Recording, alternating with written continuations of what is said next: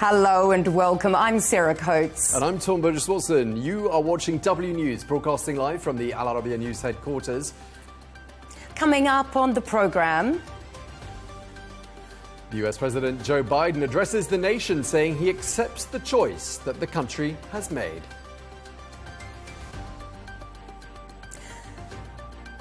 a flawed nominee or a doomed campaign. Kamala Harris promises peaceful transfer of power as the Democratic Party looks at where it all went wrong for the Vice President. And Donald Trump holds calls with world leaders as he prepares to assemble his senior leadership team ahead of his return to the White House.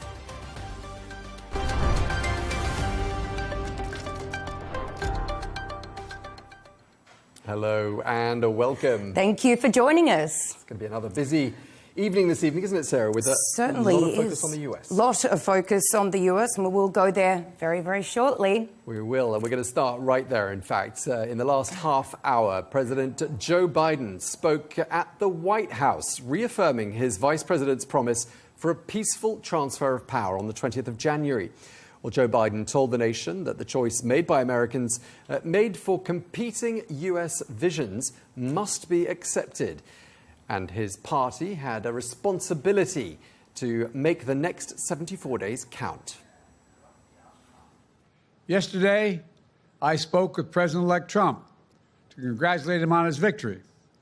And I assured him that I would direct my entire administration to work with his team to ensure a peaceful and orderly transition. Meanwhile, in her first address to the nation since before the election, Kamala Harris officially conceded defeat but vowed to continue advocating for the preservation of democracy and the upholding of the rule of law in the United States.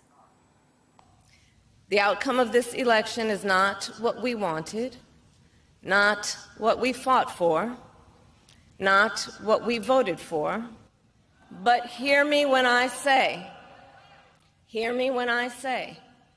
the light of America's promise will always burn bright, as long as we never give up and as long as we keep fighting.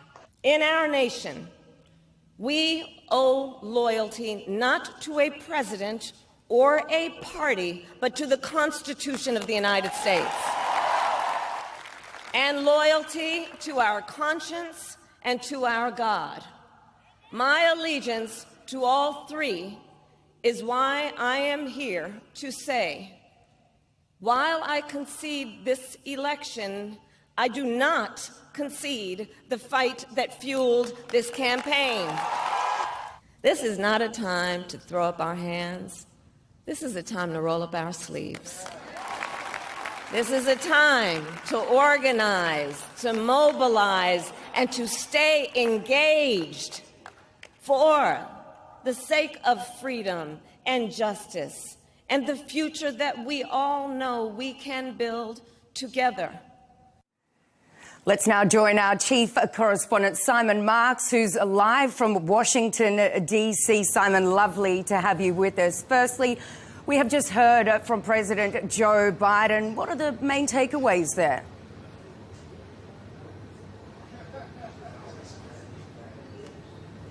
Well, I think the main takeaway that he would like us all to reflect on, Sarah, is the fact that, as he emphasised for 200 years plus, the United States has always engaged in the peaceful transition from one administration to another, and January 2025 is going to be no different. He telephoned Joe Biden Donald Trump, to congratulate him on winning the election, and pledged to do everything that he could to assist with that transition. But there were other messages contained within the president's speech, one of them a vigorous defence of the achievements of his own 4 years in office. He was surrounded by members of his cabinet, senior advisers and White House staffers there in the White House Rose Garden on a glorious day here as he gave that address. He also essentially said to Donald Trump, so you like the country's electoral system when you win. He hoped, he said, that this election had proved to all Americans that they could have total faith in their election system and that there was absolutely no reason to impugn the system itself or the very hard work that had been done by staff in election offices all over the country, many of whom, the president noted, had carried out that work under significant strain, which was a tacit reference to the fact that the Republican National Committee had deployed 100,000 election integrity observers to polling stations all over the country because they thought by now, if Kamala Harris was on the brink of a narrow win in the election, they might be mired in litigation complaining about the conduct of the election. Donald Trump, having won the election, not quite on election night, but in the early hours of the following morning, Joe Biden was essentially tweaking him and saying, so you like it when you win. And he actually said in those remarks, President Biden, you can't only love your country when you win. And Democrats, he inferred, are going to prove that you can love it when you lose.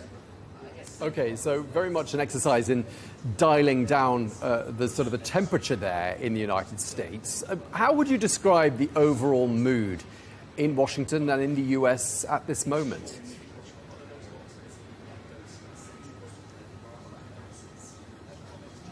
Yeah, Tom, I mean, I think it's important to say that President Biden was dialing the temperature down. I think Kamala Harris walked a slightly different line yesterday, saying to Democrats, don't despair.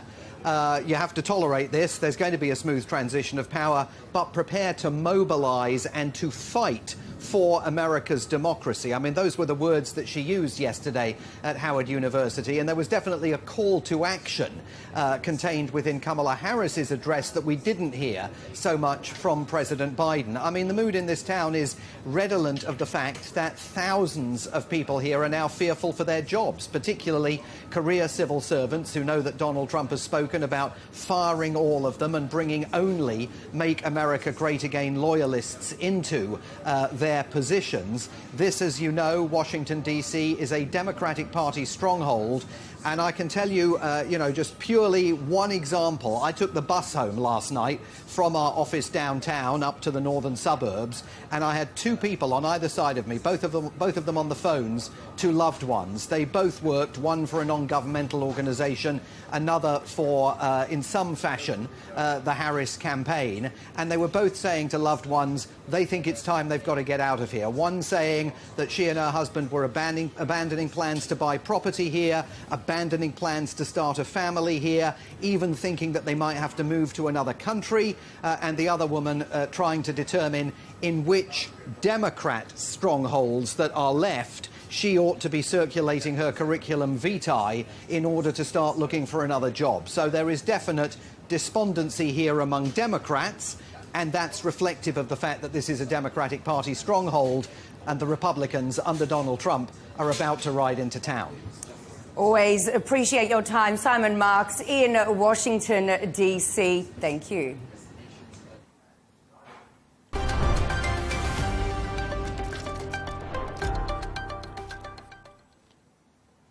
Well, for more reaction, we can speak now to the former White House Director of Speechwriting to President Bill Clinton. David Kusnet, great to have you back with us here on Arabiya News. Thank you for taking the time.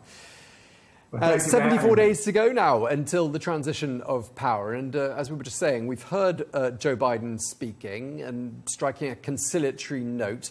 It sounds like he's trying to dial down the temperature. I just want to ask you first up, what stood out for you in what President Biden said? Well, I think he's made a point that he's been making since day one of his administration, and even before that, during the transition and the aftermath of his victory in 2020, which is, as he often says, you can't love your country only when you win. He was elected in 2020 saying that he would defend the soul of America and defend the democratic process. And that's what he kept saying, and I think kept doing during his administration. And that's what he's saying now as the transition begins away from the Biden administration and back to another Trump administration. President Biden also said that Harris should be proud of her campaign. In your opinion, should she be?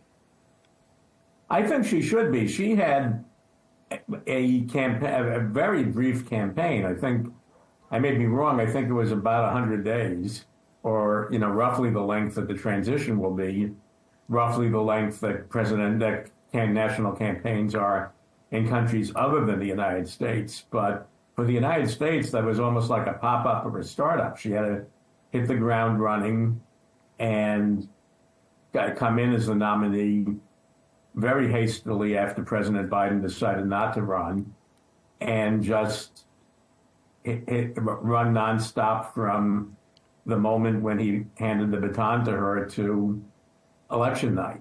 And I think she did that without faltering, without falling down, without any serious misstep, and without saying or doing anything that will disgrace her morally or patriotically in the years to come. I mean, it was a pretty conclusive victory for Donald Trump in this election. And, obviously went against what the pollsters had predicted in many cases. Presumably now there's going to be a post-mortem in the ranks of the Democratic Party, and they're going to be asking the question, where did it all go wrong? In your opinion, where did it go wrong? Well, this has been a bad year for incumbents around the world. And anyone who took office in 2021, as Joe Biden and Kamala Harris did, was coming in the midst of a worldwide pandemic, in the midst of the economic crisis that followed from the pandemic, the very high unemployment, terrible costs on the economy, and broken down supply chains. And also in this country, in the midst of a political crisis, because while President Biden and Vice President Harris have been very gracious about conceding defeat, Donald Trump did not ever concede defeat in 2020, did not do anything to cooperate with the transition, and incited an insurrection on January 6th, 2021. So that this administration came in the midst of a medical crisis, an economic crisis, and a political crisis. And it's understandable that there was probably not a moment during the 4 years when they served when most Americans were unequivocally believing that the country was on the right track, or happy about the economic status quo, or willing to give their leaders the benefit of a doubt.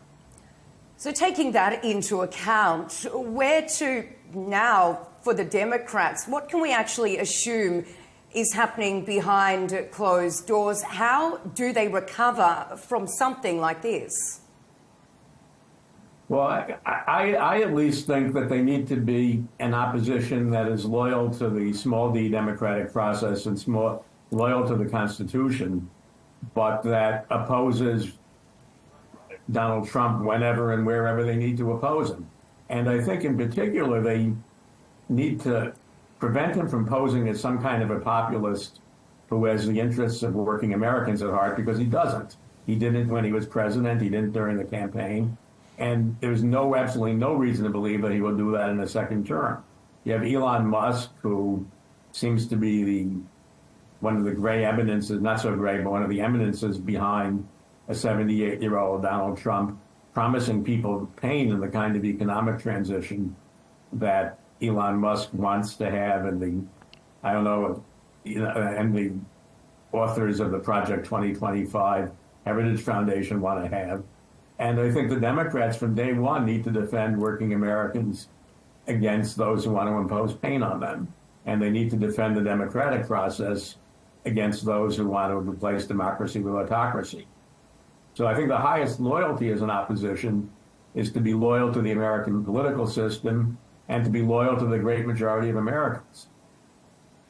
David, let's talk a bit about communications and speech writing, since that's your area of expertise. Now, in an article in the New York Times back in July, you analysed Joe Biden's speech delivery, and you were slightly scathing of it. And I'm just wondering whether you would have advised Kamala Harris to perhaps change something about the way she gave speeches. What are your thoughts?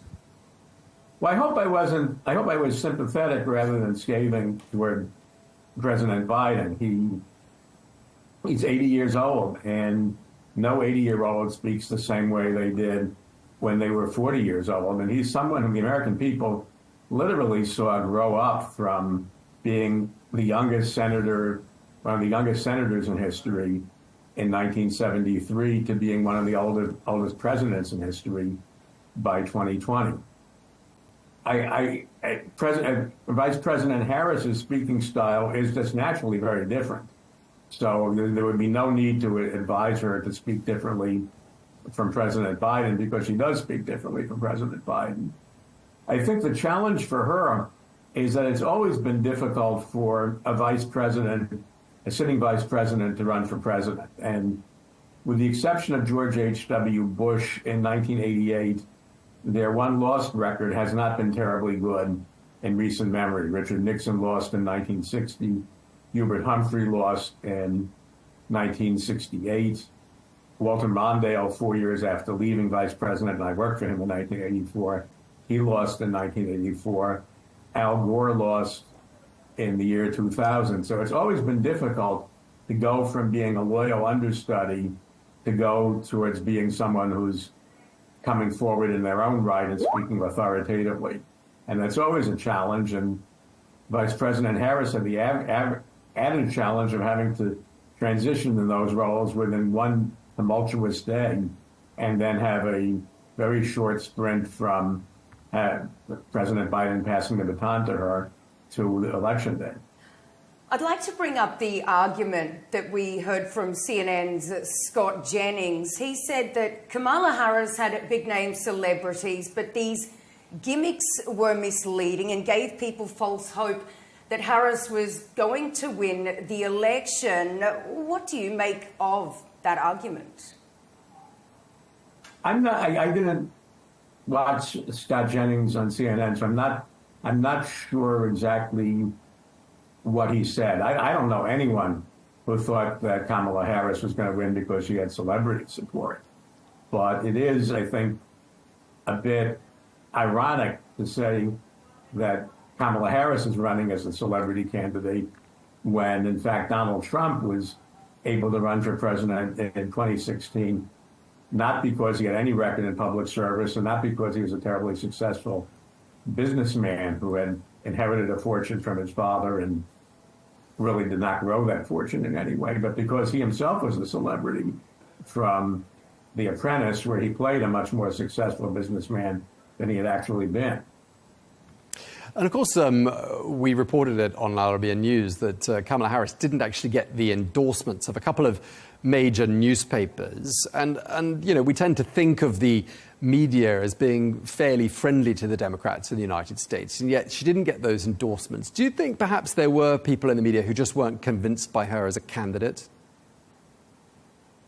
Well, I think they also were under pressure from Donald Trump and his supporters at the rallies, who cheered whenever he promised not just to inflict some kind of financial retribution on the newspapers, but to inflict physical violence on the reporters covering his events. I think there was probably some degree of intimidation going on.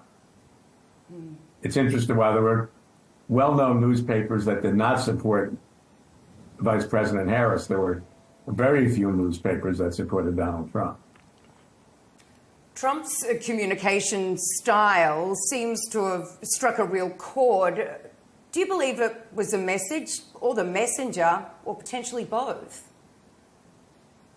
Well, I gave a talk once to a professional conference of speechwriters. I think this was about, it seems more recent, but I think it was about 20 years ago, where I said that authenticity is the new eloquence. And Donald Trump does seem authentic because he talks in public the way a lot of people talk in private. The downside to that is a lot of people talk in private in ways that they wouldn't be proud if people were listening to them in public. And I think Trump has both the advantage and the disadvantage of a kind of authenticity where he says whatever comes into his head, a lot of which is not the way most presidents the way any president before him has sounded. I think there are presidents who, when their private conversations are transcribed or leaked, they have said things like what Donald Trump says at nationally televised rallies, but those presidents in the past were embarrassed, not proud of the kinds of things that they said in private. Yeah, I mean, obviously, a lot has changed in terms of the communication style since when you were writing speeches in the White House for Bill Clinton. I mean, do you think Donald Trump, from what you were just saying there, has really rewritten, to a certain extent, some of the rules of the game? I think he has. A lot of some of the most politically successful presidents have been the first ones to make an impact on what were then new media. Franklin D. Roosevelt gave the fireside chats, and he's really the first president who used television well. John F. Kennedy, used radio well. I'm sorry, he used radio well. John F. Kennedy was the first president who was really good on television. Ronald Reagan, I think, took Kennedy's gift for television and carried it further. Bill Clinton, who I worked for, was really the first president of what was then the 24-hour cable news cycle. And he was also the first president to go successfully on entertainment programs, like playing the saxophone on what was then Arsenio Hall's television show. I think Barack Obama was the first president of sort of the fully online era, someone whose speeches were streamed online and who got pushed the message out not only in real-time coverage, but through offerings online. And I think Donald Trump really is the first president of what may be remembered as the Twitter era. And it's probably no accident that he's supported by the billionaire who bought Twitter and converted it into a more partisan platform as X. And he's also, I think, Donald Trump is the first president who's been on a lot of podcasts. So a lot of presidents have been the first to really make use of what were new media in their own times. Absolutely. You raised some really good points there, but we're going to have to leave it there. Thank you very much indeed for taking the time to speak to us. David Kelsnit, former White House Director of Speechwriting for President Bill Clinton. Thank you very much indeed. Well, thank you.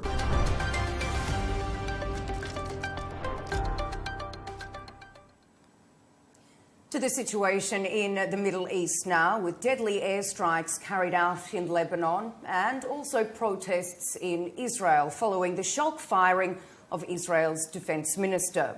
Prime Minister Benjamin Netanyahu sacked Yoav Gallant on Tuesday, just as the world was tuning in to the American election, with a lack of trust between the Premier and the popular minister given as the reason. Well, let's listen now to Benjamin Netanyahu explaining the decision to fire the defense minister, who had opposed the prime minister's approach to ceasefire talks and the objective of the over-year-long war in Gaza. In the midst of a war, more than ever, full trust is required between the Prime Minister and the Minister of Defense. Unfortunately, although in the first months of the war there was such trust and there was very fruitful work, during the last months this trust cracked. Significant gaps were discovered between me and the Minister of Defense Gallant in the management of the campaign, and these gaps were accompanied by statements and actions that contradict the decision of the government and the decisions of the cabinet. I made many attempts to bridge these gaps, but they kept getting wider. They also came to the knowledge of the public in an unacceptable way, and worse than that, they came to the knowledge of the enemy. Our enemies enjoyed it and derived a lot of benefit from it. With Foreign Minister Israel Katz, a longtime ally of Netanyahu, chosen to take over. Gallant, in a video statement, explains the so-called disagreements between him and the Premier. This dismissal comes as a result of disagreements over three issues. The first, my decisive position that everyone who is of draft age must be drafted, must serve in the IDF and defend the State of Israel. We must not allow a discriminatory and corrupt law to pass in the Israeli Knesset and exempt thousands of citizens from carrying the burden. It is time for a change. Yoav Gallant speaking there. Well, Israeli citizens have been taking to the streets in scenes reminiscent of the time that Benjamin Netanyahu was forced to walk back the firing of Gallant back in 2023. We can cross now to our correspondent Giles Gibson, who's standing by for us in Tel Aviv. Giles, welcome to the programme. Just talk us through the situation on the ground right now. How are people reacting to all of this?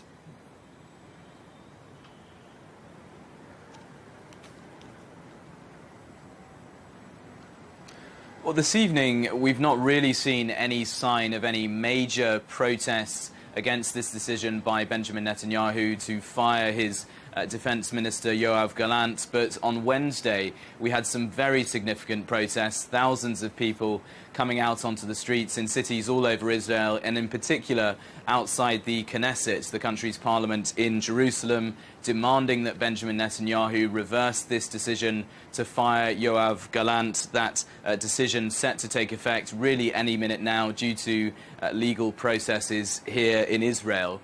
Really, even before the decision took effect, there was very little or basically zero chance that Benjamin Netanyahu was going to change his mind on this, as he has done, you indicated before, just because of the crisis of trust that he described when he announced this decision to fire his defense minister, and also some of the barbs that have been fired back by Yoav Gallant since this announcement was first made public.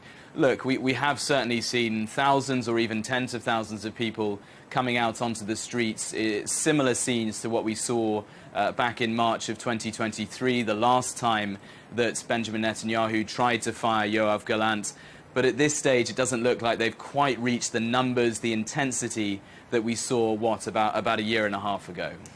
And Giles, moving on, and reports are coming in with regards to another incident in Lebanon involving UNIFIL peacekeepers. What more can you tell us there?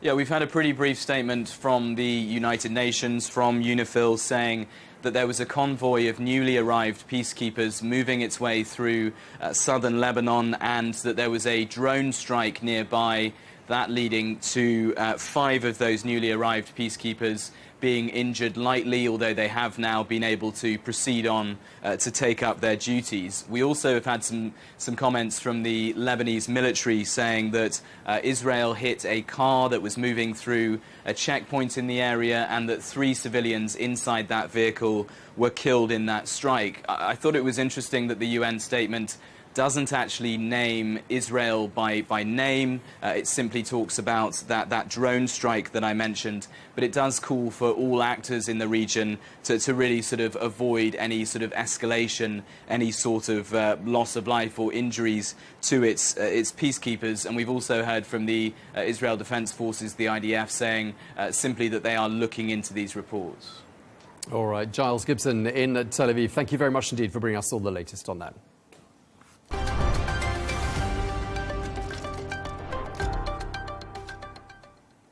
Right, let's stay on all of these developments in the Middle East. And for more, I'm joined by the former Israeli Deputy National Security Advisor in Israel, now a senior fellow at the Institute for National Security Studies in Tel Aviv, Professor Chuck Freilich. Thank you very much for your time. Firstly, I would really like to get your take on Benjamin Netanyahu's sacking of the Defence Minister Yoav Gallant. He was someone, of course, that did have quite a lot of military experience. In your opinion, did Netanyahu make the right call here? No, I think he made a very mistaken call. Gallant was the probably most prominent minister in the cabinet, and one who displayed the most responsibility throughout the course of the war. Now, he's also one of the people, along with the prime minister, who bear ministerial responsibility for the catastrophic failure of October 7th. But his firing, to be frank, wasn't really about significant policy differences between the two of them, substantive differences. It was really about the fact that Gallant, Netanyahu's coalition was literally coming apart on Sunday and Monday of this week. And had he not fired Gallant, who was opposing the move now to extend the exemption that the ultra-Orthodox have in Israel from military service, the coalition would have come apart. So this was really simply about coalition politics and Netanyahu doing whatever was necessary to preserve his coalition for as long as possible. Let's talk about Gallant's replacement, Israel Katz, who has been serving as foreign minister in his place. He doesn't have anything like the level of experience when it comes to military matters that Gallant has. And I just wonder how you see that playing out, given that Israel is fighting on a couple of different fronts. Well, I think this was an irresponsible decision to replace a guy like Gallant at this time. You don't have to have a significant military background to be defense minister. There have been a couple in the past who did not have that kind of a background and who proved to be successful defense ministers. But to do so in the middle of the war, and as you're saying, to replace him with someone, Katz has been around for a while, so it's not that he's clueless. But to replace him in the middle of the war with someone like Katz is, I believe, another example of Netanyahu doing things with very little regard for the interests of the state of Israel and a great deal of regard for his own coalition considerations.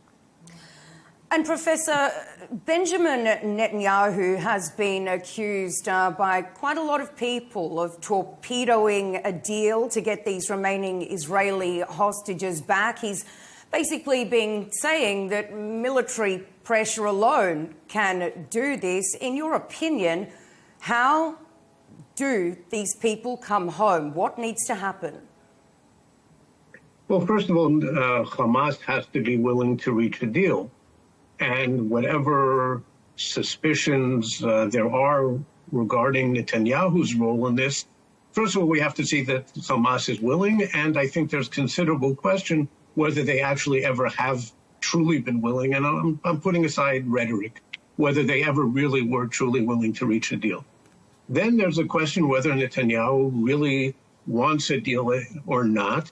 I mean, if he could get the hostages back without paying much of a price, then I think he would be happy to do it. But if the Hamas condition remains an absolute end to the war, that may conflict with Netanyahu's interest in perpetuating the conflict, at least for a good while, again, for his own political consideration. And just on that, if there is no change in the position of Benjamin Netanyahu, no change in the position of Hamas, if they are not willing to budge, what happens then? Well, I think the conclusion is implicit in your question, and I don't want to say more than that. And just lastly, I mean, we understand that Benjamin Netanyahu and Donald Trump have now spoken. We're being told that the conversation between the two men was friendly. I just wonder whether you could tell us how you see events panning out during the next couple of months and what it changes having Donald Trump heading back to the White House. Well, first of all, there are still 2.5 months to the Biden administration.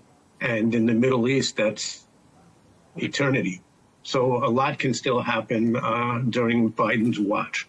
But there will certainly be contacts between the Israeli government and the transition team.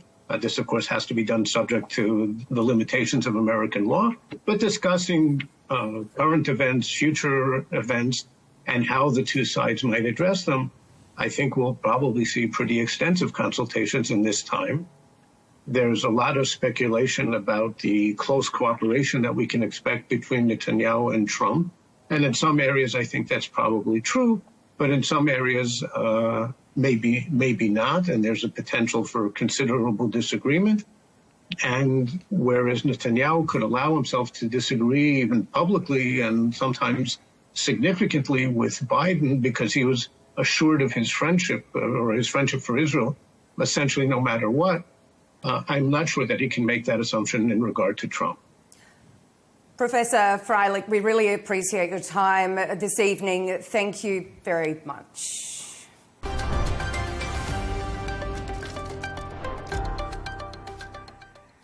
Looking now at Donald Trump's favourite word when it comes to economy and trade, tariffs. I'm doing the same thing with China. We're going to tariff the hell out of them. We're going to put tariffs, and I even said we'll put 100, 200, I don't care what the number is. And the president has the right to impose the tariffs on these countries that have been hurting us. They've really been hurting us. It's so ridiculous. We killed that plant just by the threat of tariffs. I'm telling you, outside of love and religion, it's the most beautiful word there is. Tariff!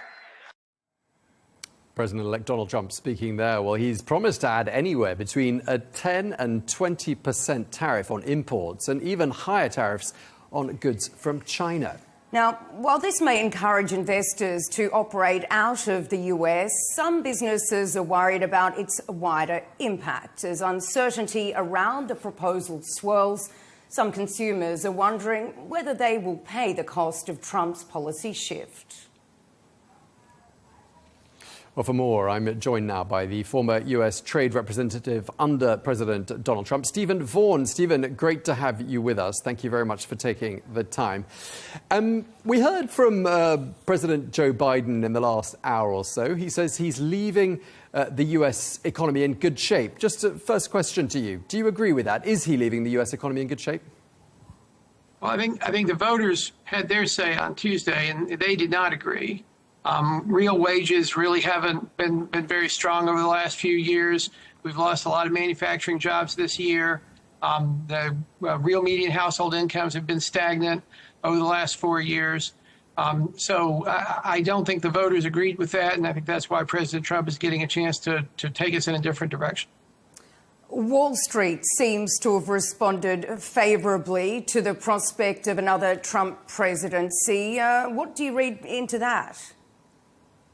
Well, I think that, I think people are optimistic that we're going to see the type of performance that we saw the last time President Trump was in there. We saw a tremendous run-up in the stock market, especially during the first 3 years of the administration. But even after the COVID crisis, if you look at where the markets were in 2021, when President Trump left office the first time, they were up dramatically from when he took over. I think people are anticipating that. I think they expect tax reform, regulatory reform, and a strong and robust trade policy that should all lead to stronger jobs and employment here in the United States. So do you think the positive momentum on Wall Street is going to continue for some time then? Well, I mean, I'm not going to try to, speculate on what the markets are going to do, but I do think the conventional wisdom here is that the economic program that he had the first term was quite successful. He's promised to do a continuation of that, and I think people expect similar results. Yeah, and obviously, if the Republicans have got control of both houses of Congress, that does give President Trump, doesn't it, the freedom to enact sweeping policy changes of this nature. Well, it makes a huge difference, obviously, but remember that the U.S. system, the Congress, is not like a parliament, right? He doesn't have the sort of control over the Congress that, say, a prime minister of the U.K. would have. But obviously, it is better when you have your party in charge of both houses of Congress. He was able to get the tax cuts approved in 2017. He was able to get his big trade deal with Canada and Mexico approved by Congress, even when the Democrats held the House. So he's had good success in working with Congress, and I would expect that will happen again. And economists have been warning that Trump's proposals, that they would come as a shock to countries around the world, including the Eurozone and the UK economy. Surely he can't deny the need for free and open global trade. Well, I think that if you look at the record for the last several decades, the U.S. has consistently run very, very significant trade deficits with many of our biggest trading partners, and certainly with the world as a whole. That is an unbalanced economy. We aren't just consumers here in the United States. We produce things. We make things.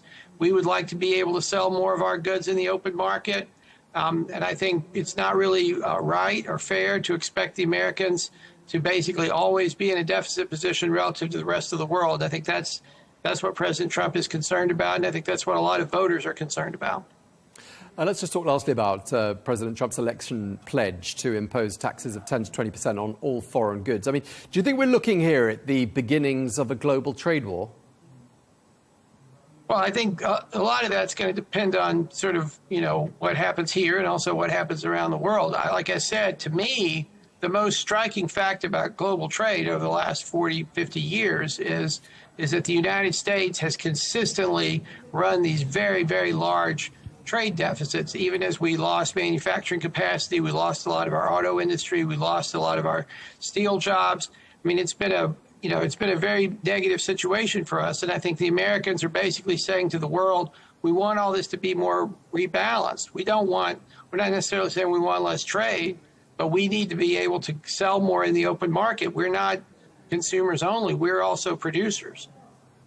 All right. Well, thank you so much. We're going to have to leave it there. Stephen Vaughan, former US Trade Representative under President Donald Trump. Thank you for taking the time to speak to us.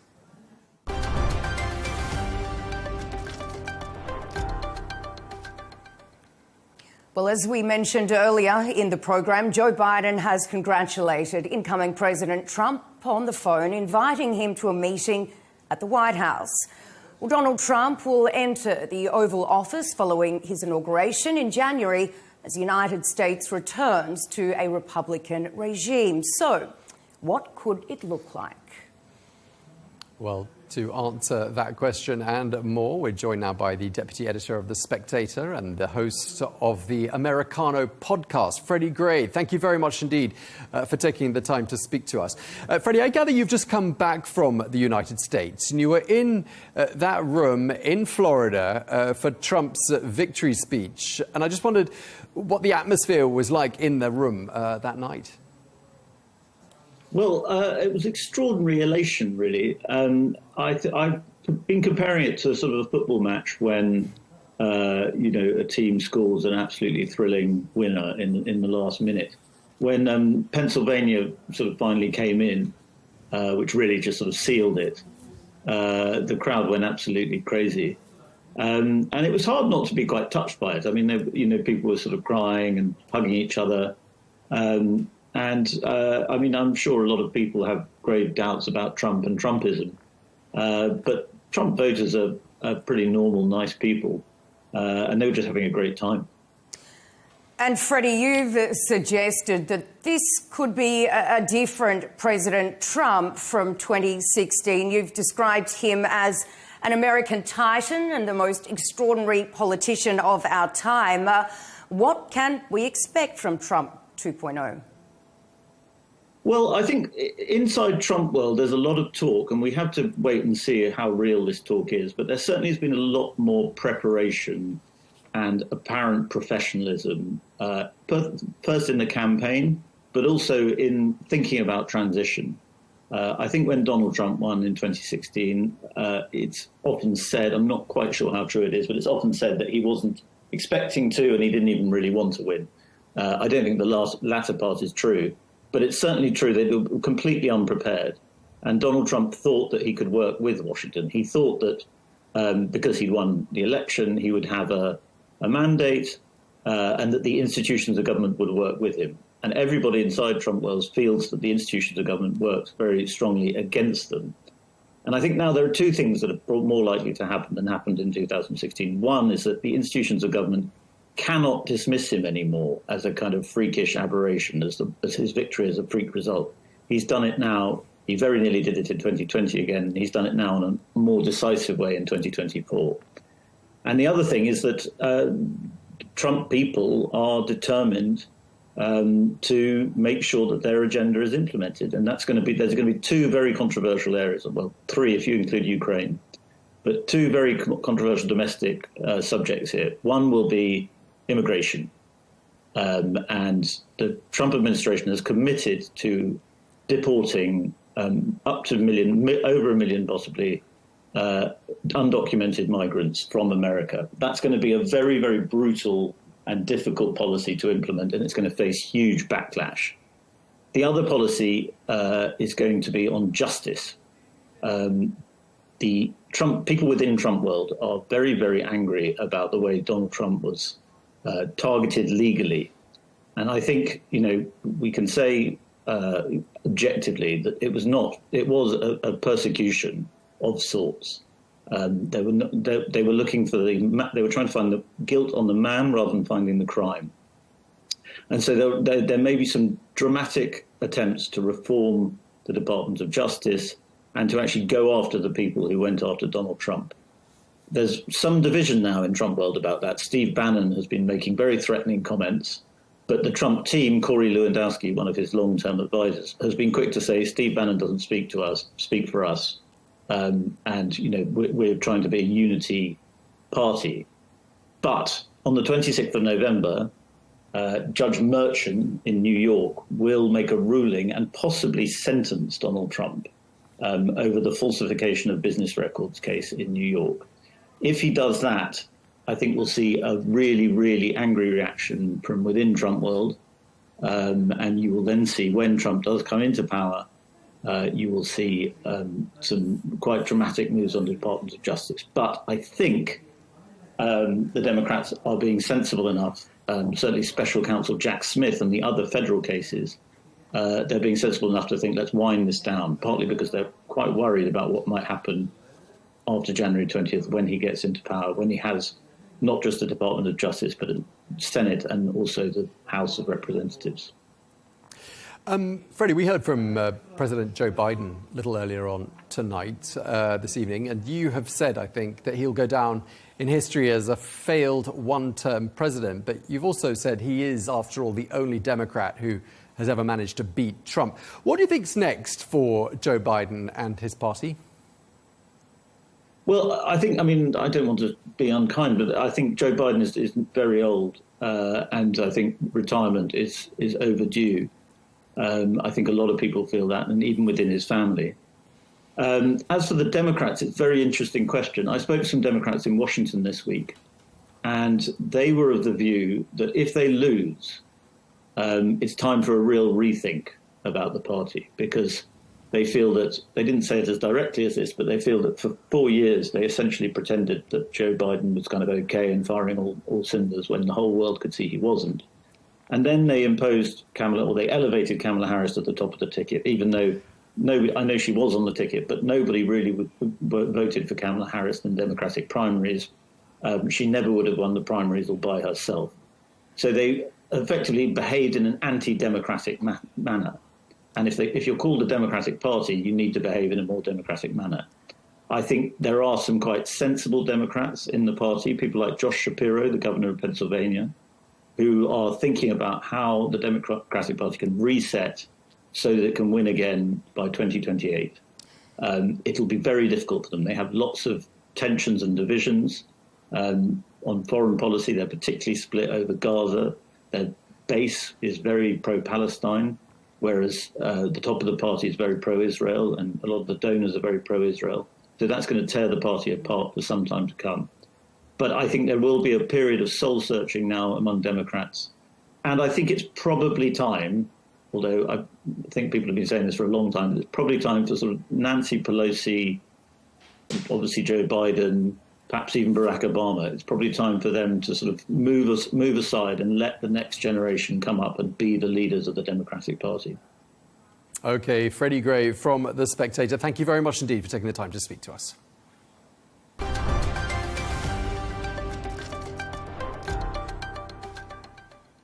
Now, following Donald Trump's election win, Tehran says it doesn't expect a fundamental change in relations, but some fear Trump's second term could further deepen the rift between the US and Iran. Now, Trump's hardline policies during his previous term, including the withdrawal from the nuclear deal and targeted sanctions, significantly strained relations and impacted Iran's economy.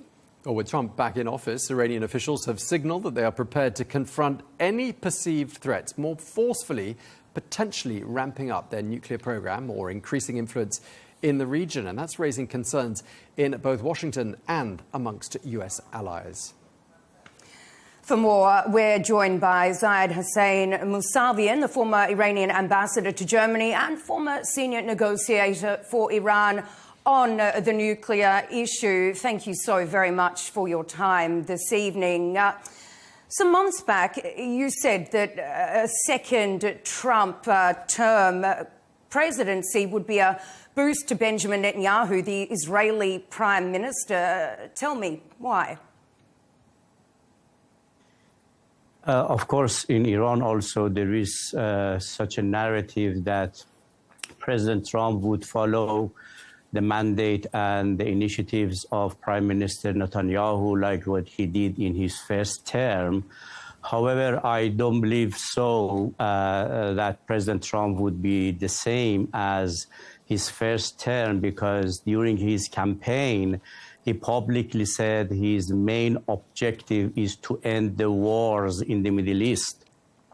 If this is the case, I mean, if President Trump is going practically to go forward to end the wars in the Middle East, we have war on Gaza, we have war on Lebanon, and we have military conflict between between Israel and Iran.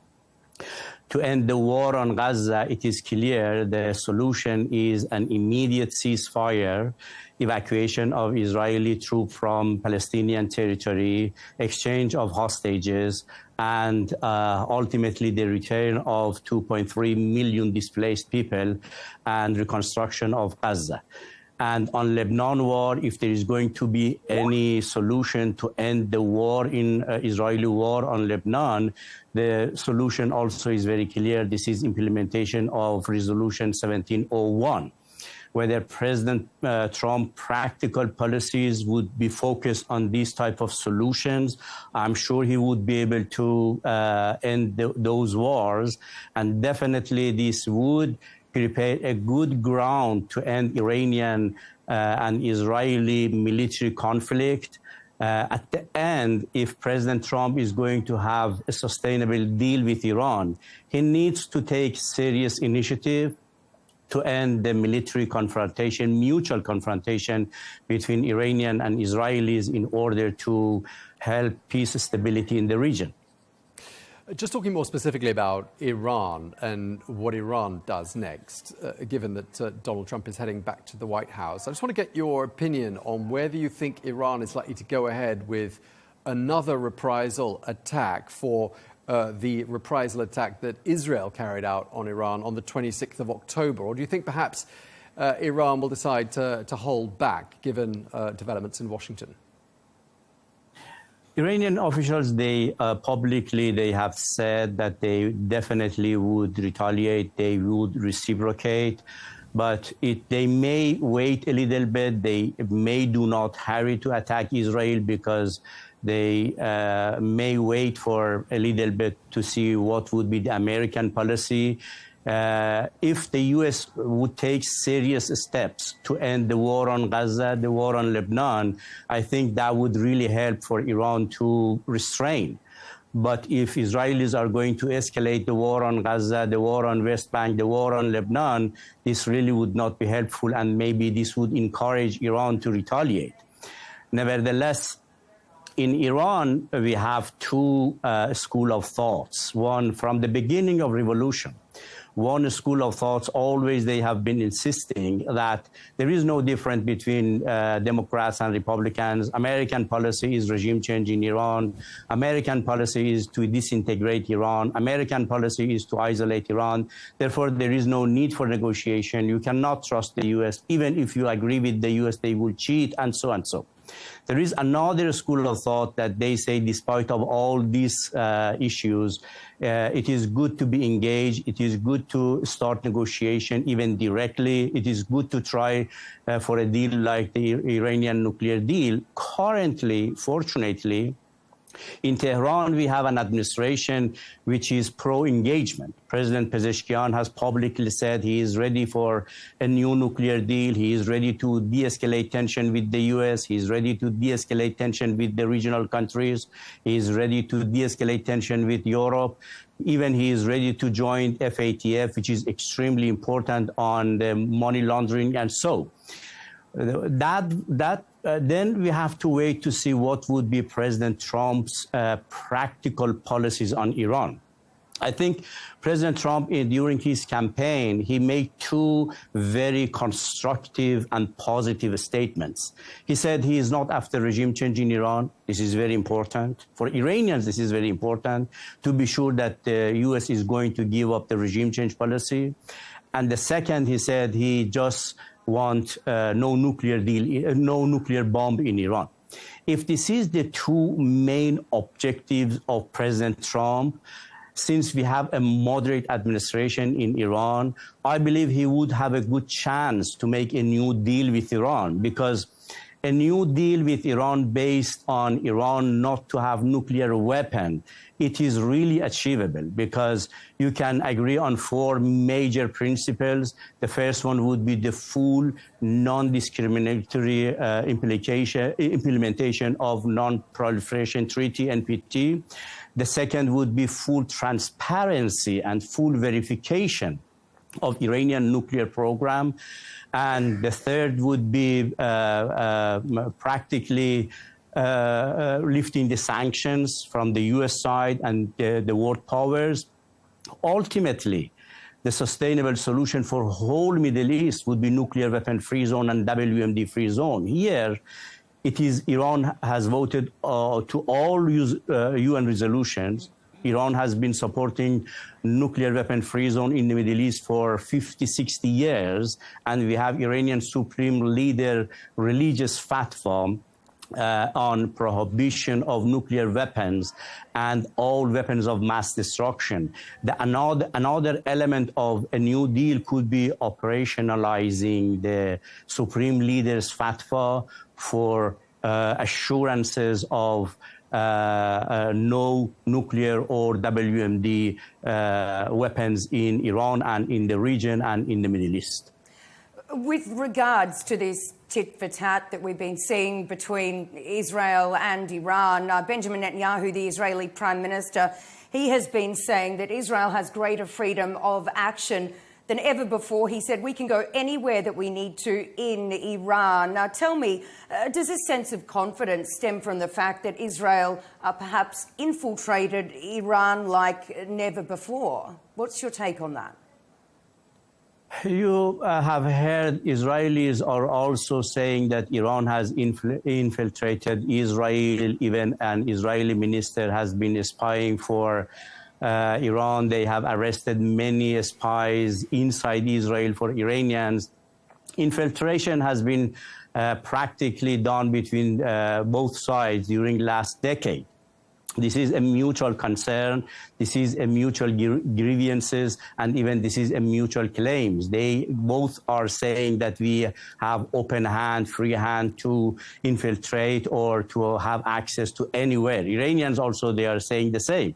But however, ultimately, if you're going to have a peace in the region, if you're going to de-escalate the tensions in the region, if you're going to have a type of new deal between Iran and the U.S., the U.S. should take serious steps to contain the current mutual conflict and military confrontation between Iran and Israel, because this is not really neither in the interest of Iran, nor Israel, nor U.S., and even the region. Zayed Hossein Mousavi, the former Iranian ambassador to Germany and former senior negotiator. We really appreciate your time. Thank you. Thank you very much.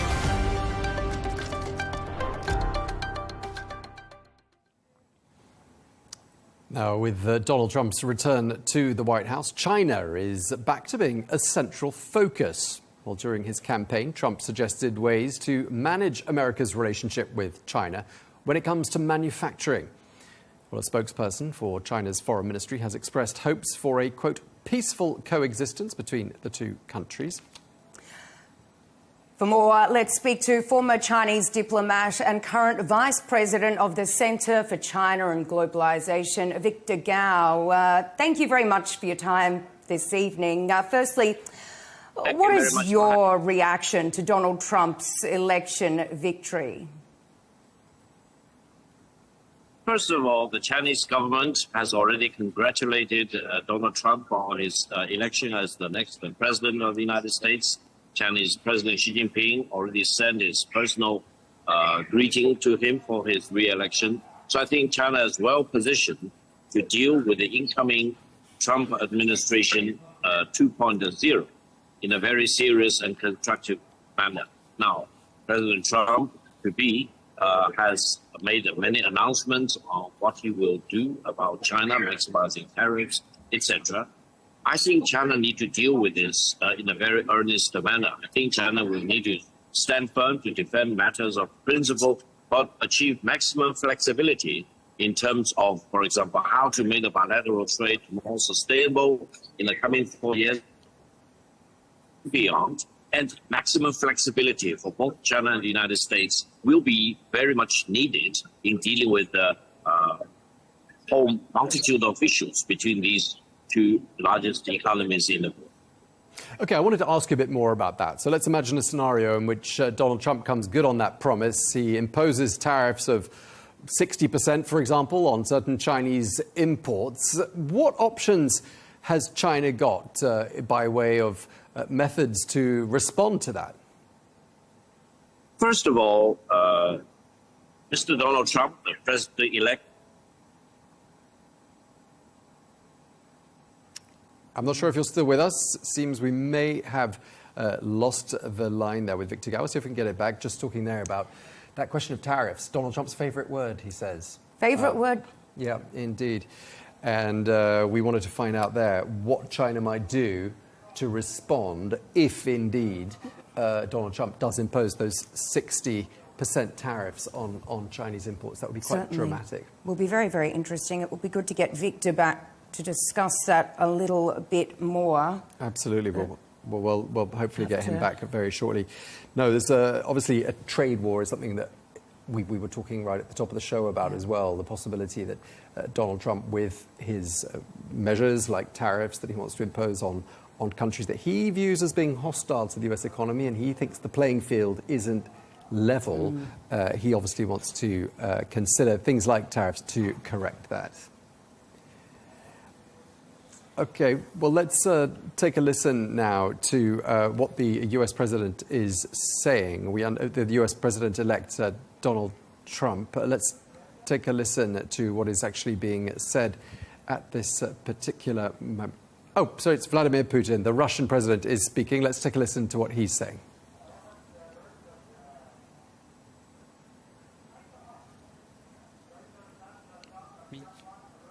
Information, unfortunately, this does happen, but I would like to reiterate, if the Internet complies with domestic legislation,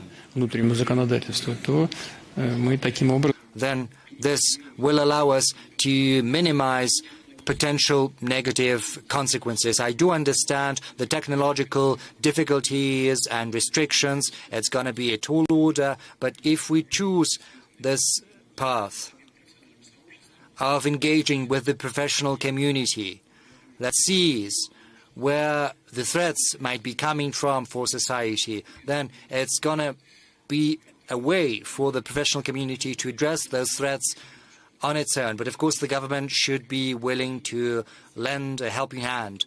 For such countries as Russia and India, this is a task that can be addressed. We have very good, top-notch specialists and experts. We've got very good schools of mathematics. We've got people who have proven to be leaders in this field. Well, even if their companies are not yet leaders, they themselves, as experts, have raised to prominence in the field. So we've got everything we need, especially in such countries as India and Russia. Now, as for the mere payment system that you have mentioned, to an extent, it's been a success, it's working, it's functioning. It could function even better, and it could be expanded if there had been no artificial barriers put in the way. But even though these barriers are being built, mere payment system is developing, and we're going to replicate this success.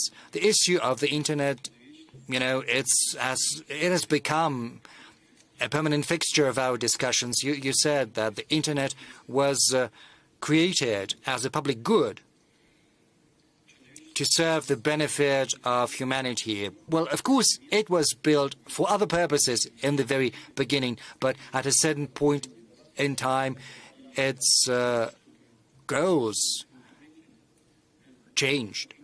And if we've got to make sure that our activities in the internet, just as any other type of human activity, should be in compliance with moral and legal requirements. Of course, technologically, it's not always easily achievable, but it can be done. Society has to protect itself against destructive influence. But at the same time, we've got to ensure free exchange of information, and we also have to make sure that it benefits the development of countries and the international community at large. And we in Russia are going to pursue this path. I know India follows suit, and we're going to... Okay, we were just listening in there to the Russian President Vladimir Putin speaking at the Valday Discussion Club in the Black Sea resort of Sochi. He's been talking there, amongst other things, about efforts to end the war in Ukraine. He said, do not pressure us, do not pressure Russia into negotiations on Ukraine. Very interesting in the context of the incoming president-elect Donald Trump in the United States. Let's go back to Victor Gao, a Chinese diplomat who joined us there, and we just lost the line very briefly while we were talking to you. I just put the question to you, Victor, about the scenario in which Donald Trump comes good on his promise of imposing 60% tariffs on certain Chinese goods. What options does China have when it comes to a response to that? First of all these tariffs that Mr. Donald Trump wants to impose on the Chinese export to the United States are taxes on the American people. And eventually they will drive up inflation, eroding the living standards and the quality of life of the American people. And eventually it will be very destructive of the U.S. economic development in itself. I think I highly admire Donald Trump for taking positions that he will stick to peace rather than war in any part of the world. And if he really cares about peace, China-US peace should be the most important. That means whatever problems we need to solve them in peace, in diplomacy, in negotiations. So I'm actually very confident about the 4 years to come in terms of China and the United States dealing with each other as equal and getting onto the same page to solve the very complicated issues between our two countries. Let's keep our faith and let's hope for the best while prepared to deal with the worst. Now, we have heard, of course, that Chinese electric vehicles really are a thorn in the side of the US auto market. Do you see a link at all between Donald Trump's threat on tariffs on Chinese electric vehicles and also Elon Musk's firm support for Donald Trump? First of all, I think the Biden administration has made the worst mistake in eliminating or banning anything Chinese for the EV car export, software, hardware, etc. It's total ban. Now, I remember Donald Trump mentioned that maybe there is a better way. That is to encourage the Chinese EV makers to set up plants in the United States together with the American companies to speed up the acceleration of the EV revolution in the United States, creating more high-quality jobs in the United States. I think that is the real choice. The real competition in EV cars, not between China and the United States. It is between the fuel car, which is the technology of the past, and EV car, which is the technology of today and tomorrow. So if the United States really want to achieve that major leap of faith in terms of making sure the automobile industry in the United States is sustainable, they need to choose to cooperate with China, because China has built up absolutely a leading advantage in EV car revolution. And if the United States wants to drag their feet, they are actually turning the automobile industry in the United States into another Kodak. That is not in the best interest of the American people, I'm afraid. Mr. Gao, this is my last question to you. I just want to ask you whether there is a perception in China that's widely held amongst not just the politicians, but the public as well, that the United States is determined to hold China back. Does that perception live on, do you think? I think that perception, as you mentioned, is deeply entrenched because Biden has been saying that, Harris has been saying that, and Trump has been saying that, etc. I think from the Chinese perspective, we just need to refuse to be agitated. We need to maintain our own sanity and deal with the United States as it is, rather than losing our own composure. Because we're firmly convinced that better relations between China and the United States is not only possible, but it's inevitable. Both China and the United States need to deal with each other with respect and absolutely avoid any deterioration of the relations leading in the direction of confrontation or even war. And any problems between us, huge number of them, very serious problems, need to be dealt with in peace and full respect and diplomacy. That gives me the confidence that between China and the United States, we have the inevitability of peace. We need to embrace peace rather than agitating for war. And trade tariffs are not working. It's not going to serve the fundamental interests of the American people. And that is why I think China and the United States need to engage with each other as quickly as possible. And Donald Trump, in his capacity as the new president of the United States, need to be welcomed warmly in Beijing. The sooner, the better, rather than what Biden has done, refusing to visit China in his administration, which is such a disaster in itself. It's been a pleasure having you on the show, Victor Gao, Vice President for the Centre for China and Globalisation. Thank you very much.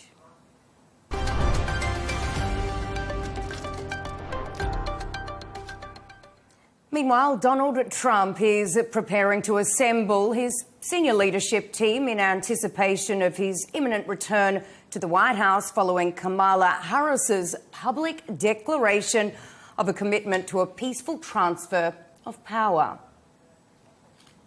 Well, when he returns to the White House, the president-elect will be confronted with a series of international crises.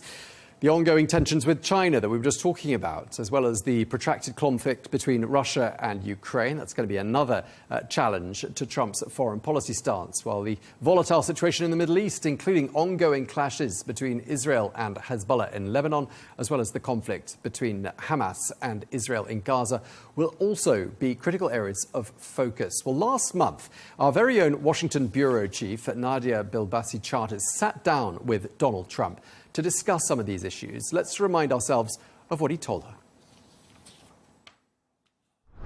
So, it's so sad to think that if I were president, that war would have never started. You wouldn't have all those dead people, all those, just demolished cities and areas. You wouldn't have had October 7th. That's the most important. You wouldn't have had that. And all of the destruction and the hatred and everything else that followed October 7th. You wouldn't have had Russia attacking Ukraine. You wouldn't have had inflation, frankly, and you wouldn't have had the most embarrassing moment in the history of our country, in my opinion. So many people are reliant on the United States, and with me, they have somebody they can rely on. With Biden, he doesn't know he's alive. And our colleague Nadia Bilbassy joins us now from Washington. Nadia, you interviewed Mr. Trump just a few weeks ago. What really stood out for you about him back then?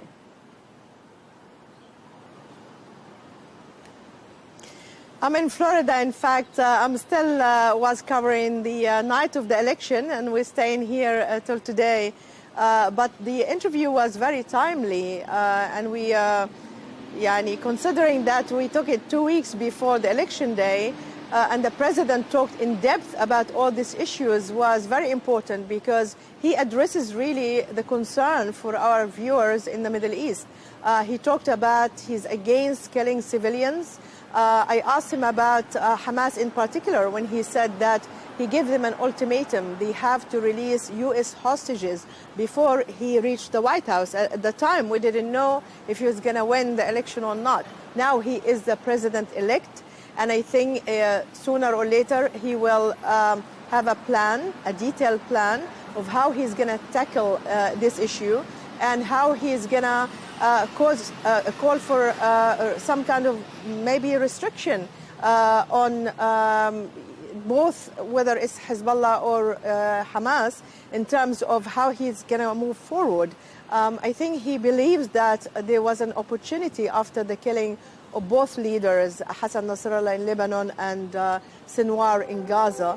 And he believes that he should expand the Abraham Accord that he considered quite successful during his first term in power. So I think there is lots of things he can focus on. and Lebanon in particular, because he's been working very hard with the Lebanese American community. And I believe that Arab and Muslim Americans in Michigan might have delivered victory for him there. Now, during his victory speech, Mr. Trump spoke about, that the promises made, promises kept, slogan that he's made before. So when it comes to promises that he has made, what in particular will you be keeping an eye on with a view to him keeping by way of a promise? I mean, if you're talking domestically, the first promise, he said that he will lead the biggest expulsion of illegal immigrants in the United States on day one, and I think he will work on that. He also promised that he will change the tax code. He will have an economic plan that will benefit the average American. As we have seen the results of the election, the red wave have swept the United States, and basically because the economy was number one for all voters in terms of concern, and they believe that he will deliver on that. So that's priority for him domestically. On the international scene, he promised to stop all conflicts and wars. To start with Ukraine, he believes he has a very good relationship. Well, not necessarily very good, but he has a good relationship with President Putin. And he said to me that basically he can pick up the phone and talk to him to end the war. Now, they were talking about perhaps that Ukraine cannot join NATO for 20 years, maybe deploying some troops in no man's zone. There is people around him, and that's really crucial of who he will have as his closest advisors and how he will develop these plans. I think that will be a measure of success or failure. In the Middle East, I think now Jared Kushner is not going to play a role in this administration. He completely disappeared from the scene. We have seen another person. I don't know how much of influence he will have later on, but now, for the time being, in terms of Lebanon at least, Mr. Mas'ad Boulos, who is the father of his, the husband of his daughter Tiffany, and he has been active in the Arab and American and Muslim community, trying to basically rally on these points and saying the president promised that he will stop the war. And I was with him actually on that day, the day he gave us the interview. I was in Michigan. He met with the Muslim and Arab leaders, and he promised that he will stop the war. Now, will he stop it now before he reaches the White House, or he will work on it once he reaches? That's a question. Some people, and I think he told me that when I asked him, do you believe that the Prime Minister, the Israeli Prime Minister will hit Iran? And he said, well, maybe he has to do what he has to do.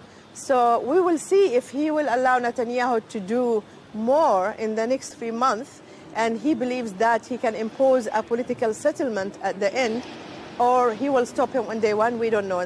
Remind the viewers that the first phone call he got was from Prime Minister Netanyahu, and he's been doing lots of things for Israel, and he said that publicly on the campaign, including recognizing Jerusalem, moving the embassy, recognizing Israel legitimacy over the Golan Heights, despite the fact that this is against international law. And he did lots of things for them, in fact.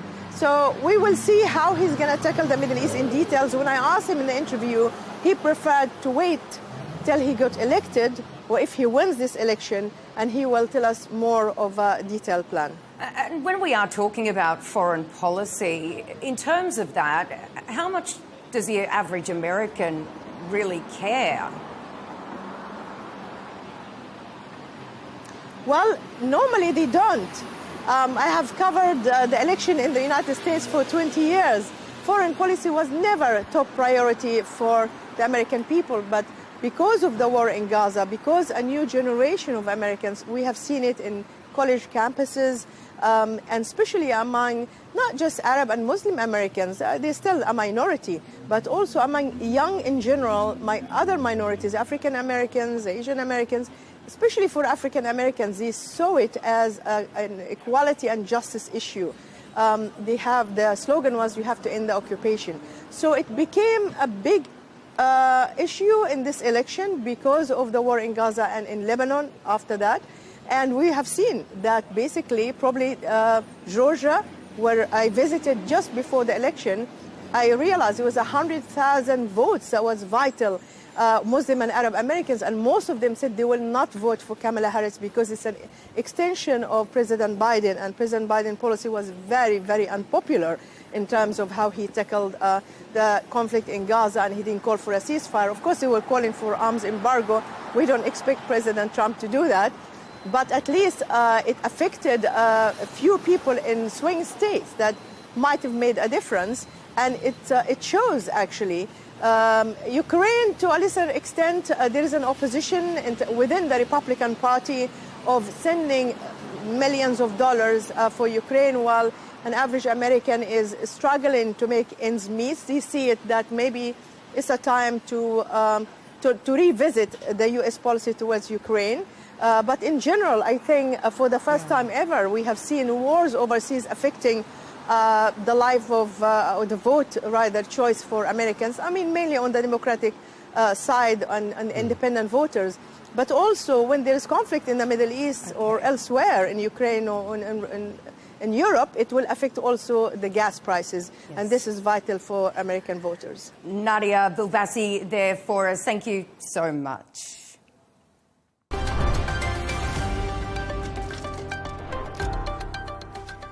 Pollsters in the 2024 election faced significant challenges in accurately forecasting outcomes, with many struggling to predict Donald Trump's performance, especially in key battleground states. Although lessons were learned from the unexpected 2016 and 2020 results, several factors still affected accuracy. These included the difficulty in reaching and modelling Trump's base, the impact of last-minute undecided voters, and the possibility of shy Trump voters who are hesitant to disclose their support in the polls. Or shifts in voter behaviour, such as higher turnout amongst previously unrepresented groups, further complicated the polling landscape. Well, CNN contributor Scott Jennings, who has become one of the network's most prominent pro-Trump voices, has called Trump's victory an indictment of the political information complex. Well, he argued that the stories portrayed by the media suggested that Vice President Harris was going to be far ahead in the polls. I feel like this election, as we sit here and pour over this tonight, is something of an indictment of the political information complex. I mean, we've been sitting around here for the last couple of weeks, and the story that was portrayed was not true. I mean, we were told Puerto Rico was going to change the election. Liz Cheney, Nikki Haley voters, women lying to their husbands. Before that, it was Tim Walz and the camo hats. Night after night after night, we were told all these things and gimmicks were going to somehow push Harris over the line. And we were just ignoring the fundamentals. Inflation, people feeling like that they were barely able to tread water at best. OK, Scott Jennings speaking there on CNN. So, are the traditional polling methods still effective in capturing the complexities of modern electoral dynamics? Well, for more, we can speak now to Republican pollster B.J. Martino, who is the president and CEO of the Tariffs Group. That's a political research and strategy firm. Great to have you back with us here on Arabiya News. When we spoke last week, you said you had your money on Trump, so you were right about that. You also said we might not have a clear result in the immediate aftermath of the election. So I'm assuming you were a little bit surprised that the result was both decisive and very quick to emerge. Well, I think the concern about the timing was more about the counting of votes rather than the certainty of the outcome. Pennsylvania managed to start to count their votes pretty quickly and get those results in for us. North Carolina and Georgia were called soon. I spent the night in the state of Wisconsin, which it was 4:30 in the morning local time until finally the last tranche of votes came through, which secured Wisconsin and the presidency. So I think that the difference that we saw this year between the public and the private pollsters was significant. That is, those who are driven mostly by the media, paid for by the media, and are designed to create clicks and stories versus the private polling that is done for campaigns to make hard decisions. I would say, though, for looking at the overall numbers, when you look at the Real Clear Politics average of polls across the board in all the key states this year versus the ultimate outcome in the presidential, there was not a large delta, certainly not as large as it's been in some past years. Certainly there are some outliers, and some of those late CNN polls that came in Wisconsin and Michigan were clearly wrong. But the average of all the polls was only about a point and a half off in some of these states. But significantly, they were off a point and a half in Harris's favor, meaning that the polls showed a little bit better performance on average for Harris than the performance for Trump. And when you look at a state like Wisconsin or a state like Michigan, that the margin is so close, a small polling error like that can be determining the outcome one way or the other. But overall, the public polls taken together had a pretty clear view of where this was going. And the private polls certainly, as we talked last week, suggested it would be a good night for Trump. And Trump clearly did better than many had expected. Were there any certain demographic groups there for you where he particularly excelled? Well, it was in many ways across the board, but I think a couple are very significant, particularly when you look at non-white voters. There were some African-American men in the exit polling, certainly Hispanic voters, which is going to be a long conversation, I think, particularly for the Democratic Party going forward. But I think the other story is the revenge of the middle class here. Voters in middle-class households, those who maybe don't have college degrees, those who were experiencing the economic after effects of high inflation, even though perhaps the rate of inflation had gone down, had not recovered economically, they were voting Republican this year. They had broken Republican more. The Democrats' performance was higher among those in upper income households and those with college and postgraduate degrees.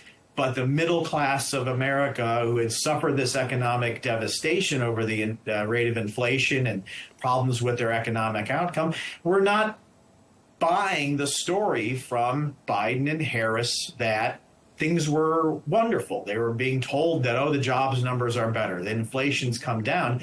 But voters in those middle class households recognized the economic reality for themselves and those around them and just didn't buy what the Democrats were selling. I just want to pick up on what you were saying about the polls being so, wrong and giving Kamala Harris the consistent lead pretty much that we saw in so many of the polls. Who did that work against, do you think? Because on the one hand, you can see that Kamala Harris and her team had a sort of a slightly false sense of security. And on the other hand, Donald Trump and his team would have felt the need to fight all the harder for every single vote. What's your thinking? Well, I think the Trump teams, I don't have any insight really fundamentally to either campaign's private polling, but you can see some of the actions that were taken publicly. First and foremost, the Harris campaign was giving up on North Carolina in the last week or so when they pulled millions of dollars off the air and moved them to other states late. They knew that state had gotten away from them. So that was some indication that things were breaking, that they had given up on a state and were moving to try and shore up what we call the blue wall, Pennsylvania, Wisconsin, Michigan. And when you look at the Trump campaign, they continued to press. Now, in terms of what impact does polling have on outcomes, the public polling, I think, doesn't have much of an impact on voters' decision-making or whether or not to come to the polls, whether or not they need to. Harris's lead in the public polling, again, it was only a minor difference, was not so vast that you would expect that Harris voters would say, I don't need to come out because we have this in the bag. It was still very close, and everyone had especially those three states, listed as toss-ups going late. There was no reason to think that the public polling miss, however small it was, had any impact on the behaviors of these voters. And just very, very briefly, we're almost out of time. A little bit of methodology. Do you think that in the future we might see AI when it comes to elections? Well, I think the incorporation of AI into the polling industry is something that everyone's taking a look at. One of the ways in which it's been most useful for pollsters is helping understand the unstructured data, all the open ends and the verbatims, and letting natural language come into the polling from voters and using the AI to process that. When it comes to modeling the electorate, there are already some ways in which AI is being deployed by some of the big data firms to help take all the collective polling data, the results, and use that to model out the larger electorate. I think that will continue, but I think we have to be careful that it always starts with the opinion of the voter. The last thing we want to do is leave up modeling and polling into a purely automated process, because we know, even with all the language models that we see, is that however those models are trained leads to biases. And if we don't have solid foundational data for voters, then the AI models aren't going to be any good. So we're never going to get away from talking to actual voters themselves and understanding their opinions. Okay, pollster BJ Martino, President and CEO of the Tariffs Group. Thank you very much for speaking to us once again here on Arabiya News.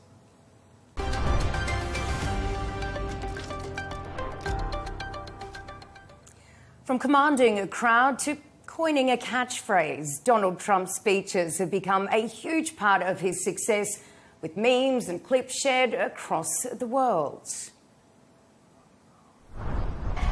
I'm a better looking person than Kamala. I call her Laughing Kamala. You ever watch her laugh? She's crazy. She's not as crazy as Nancy Pelosi. You know who's further left than crazy, Bernie? Kamala. Kamala. She's a truly radical left lunatic. Kamala went full communist. You heard that? Kamala Harris, Kamala. You know why people don't like her? Nobody likes her. They said, women don't like Trump. I said, I think they do. And you know, Mexico is paying for the wall. It was all caused by crooked Joe Biden and the people that surround him. I will be retiring the name crooked from Hillary Clinton. This disgusting human being, Letitia Peekaboo James. We'll make America safe again. And we will make America great again.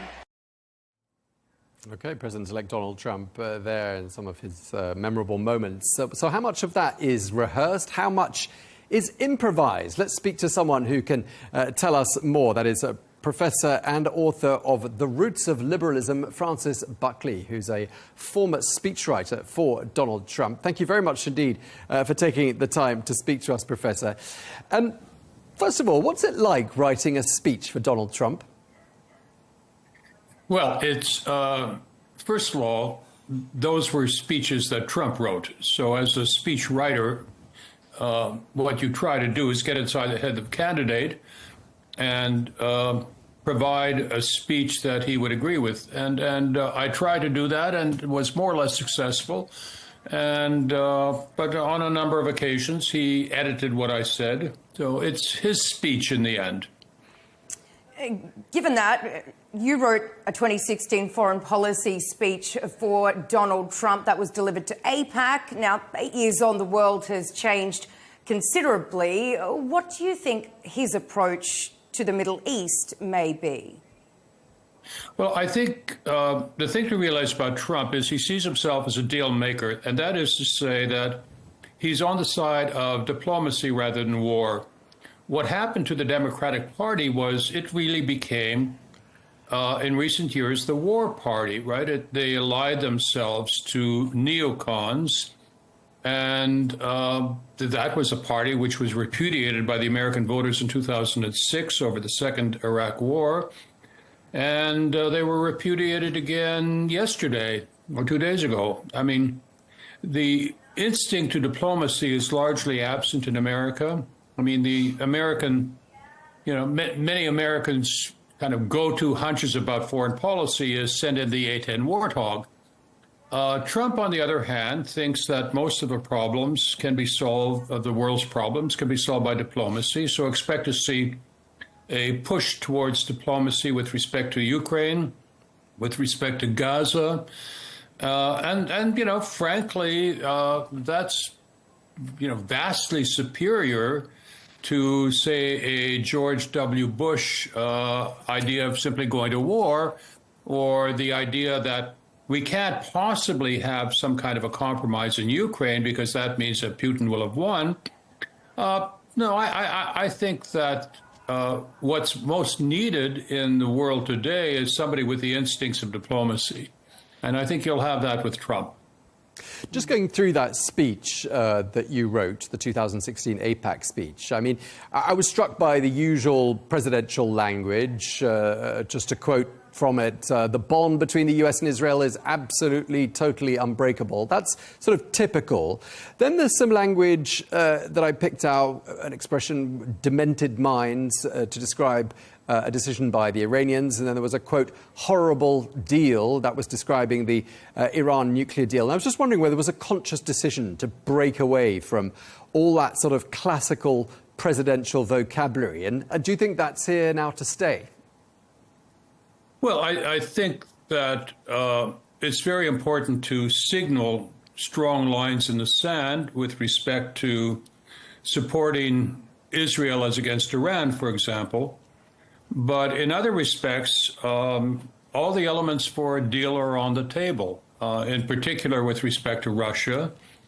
One of the great tragedies of American foreign policy is that the left so demonized Trump over Russia falsely with their Russian collusion hoax that that kind of a deal wasn't possible. Well, expect it to happen now, and expect that to be the equivalent of a Nixon to China moment, right? It'll mean a reversal of stasis in foreign policy, and I think that would extend to the Middle East as well, right? The one thing that's clear in all of this with respect to the Middle East is we can't go back to a Obama regime of making nice to Iran and sort of giving up on everything they're doing.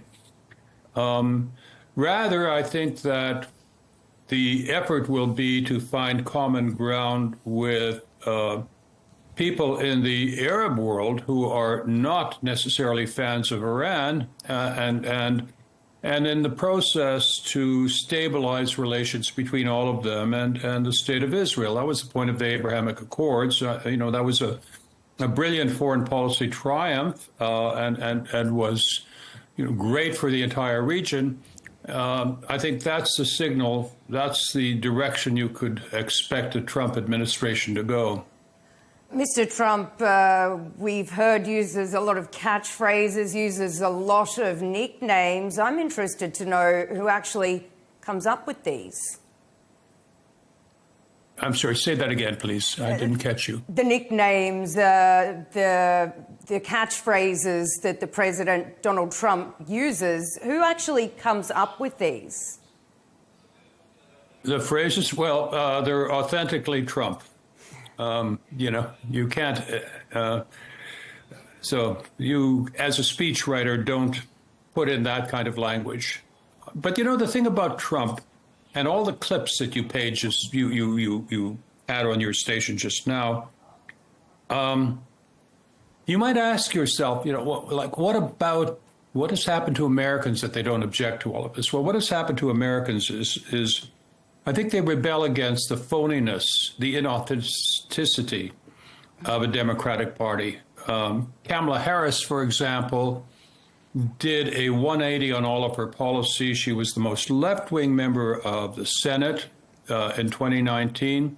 She tried to pretend that that wasn't her and that the last 4 years didn't happen. As opposed to that inauthenticity, I think what Americans said is, look, we'd like somebody who's real. We'd like someone who we can believe in. And that was the image that Trump projected. So all of those, off-the-cuff statements by Trump were things where Americans said, oh, well, this is the real fellow, right? He's not a phony. Sure. I mean, obviously, Donald Trump is proudly not PC. And I'm just wondering whether when you were writing speeches for him, you sometimes had to perhaps restrain him, or perhaps during a debrief you'd say, perhaps avoid this kind of language, or perhaps no one's saying that these days. Were there ever situations like that? No, I was the person who had to be restrained. In 2016 in speeches, I was certainly the person more than anyone else in favor of an accommodation with Russia. I thought that we might persuade Putin to abandon his thuggish behavior through a rapprochement. We thought that Putin was a thug, but that he was an intelligent thug with whom one could cut deals. I think that still is the thinking.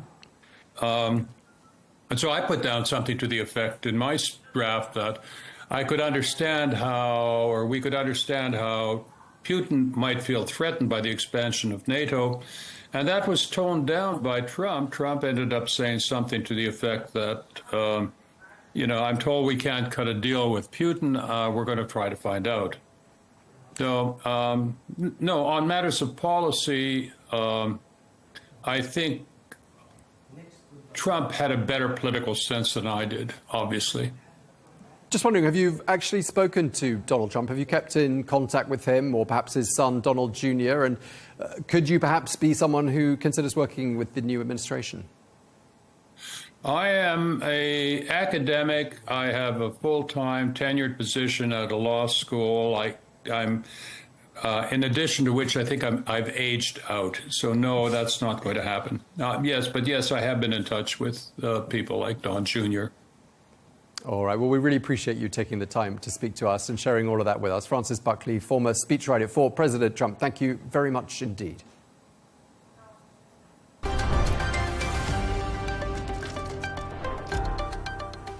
Thanks for joining us tonight. Coming up next is Riz Khan. Indeed, and we will be back tomorrow at the very same time. And until then, thank you very much indeed for watching. Good night. Good night.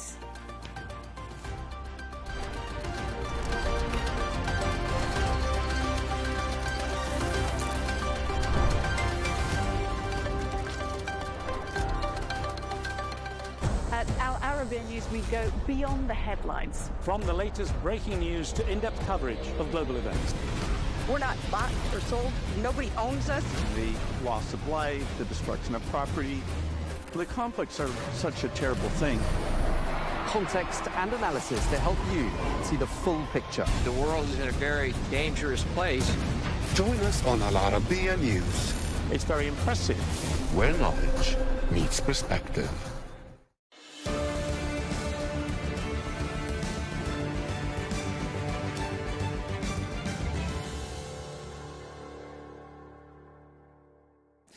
Hello and welcome. I'm Riz Khan. He's been described as the most dangerous philosopher in the West, and he certainly doesn't hold back any punches.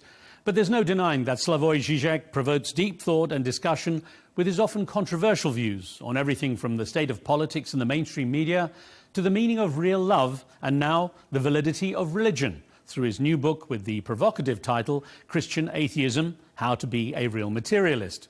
Well, keeping an eye on things from US politics as well as the conflicts between Russia and Ukraine and Israel and Hamas, Professor Žižek sees a world where we can only start to understand what's going on once it starts to disintegrate and where, quote, good old capitalism isn't what it used to be.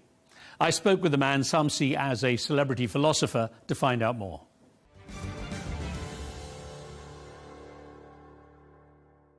Professor Žižek, it's really good to have a chance to chat with you. It's been a number of years, but glad to be with you. I want to start by asking, I love some of the titles that you have been given over the years, a couple of which I quoted in the introduction to you.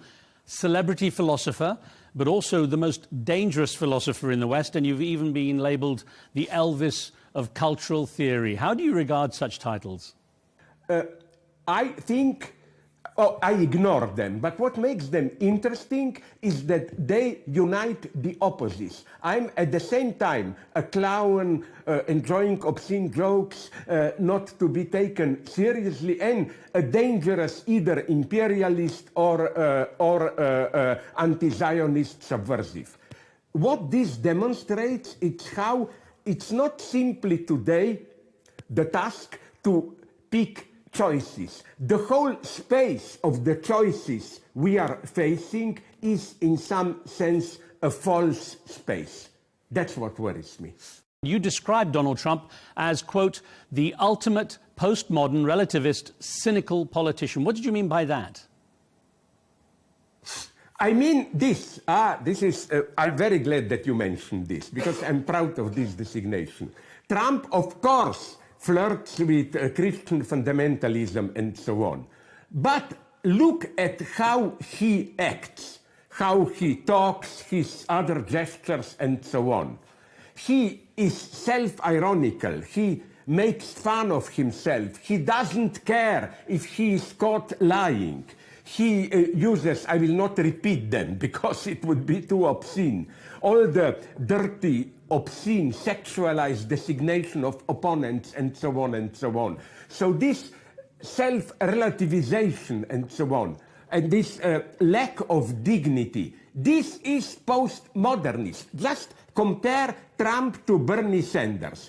Isn't Bernie Sanders, as a person, not privately, but let's say his public persona, isn't he a good, old-fashioned, moral majority person?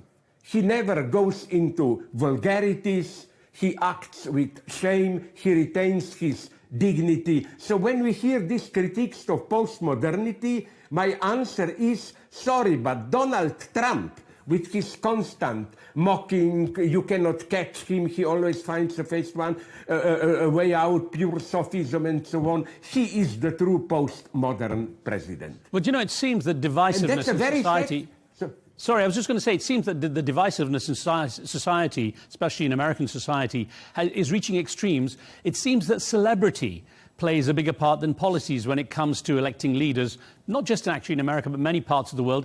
Why do you think society has slid down that slippery path? I think, again, it's a risky, extreme hypothesis, but I think that somewhere in the 90s, with what Fukuyama wrongly called the end of history, at least in the Western world, wars became predominantly cultural wars on both sides. The right wing against abortion, portraying the opponent as corrupted, moral relativism, the leftists with their politically correct obsessions.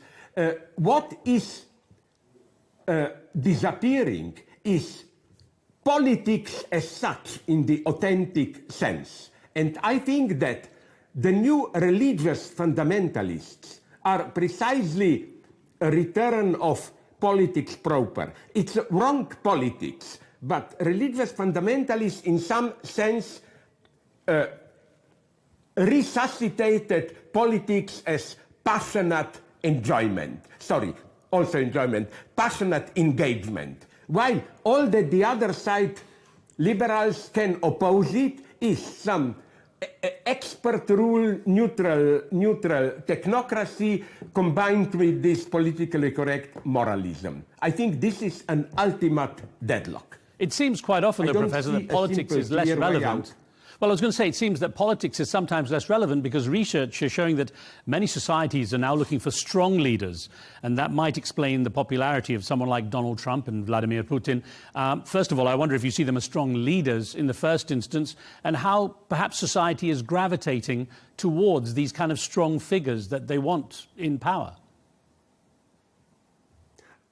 I agree with you, although I would add that it's more ambiguous. Like, take Trump. Yes, he is authoritarian and so on. But for me, the basic characteristic of an authentic, and I believe in them, authentic strong leader is dignity and this spontaneously emanating authority. Trump is not that. Trump plays a strong leader, but he plays it in an ironic way, making fun of himself and so on and so on.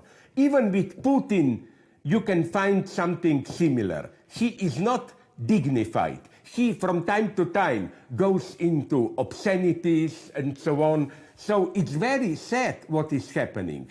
I am not some kind of anarchist leftist. Sometimes an authentic, strong leader is needed, and today it is. By authentic, strong leader, I don't mean the one who is a dictator and just tells you what is better for you than you yourself know. No, an authentic, strong leader shakes you, moves you. He makes you feel, yes, we can do this. He opens a new space, a hope. We don't get such strong leaders today. Now, I know, Professor, you're not a fan of Vladimir Putin, but can you sympathize in any way with the position of President Putin against military expansion on his doorstep, especially with Ukraine's ambition to be part of NATO? The narrative, of course, in the West is very much against him, but can you see his point of view?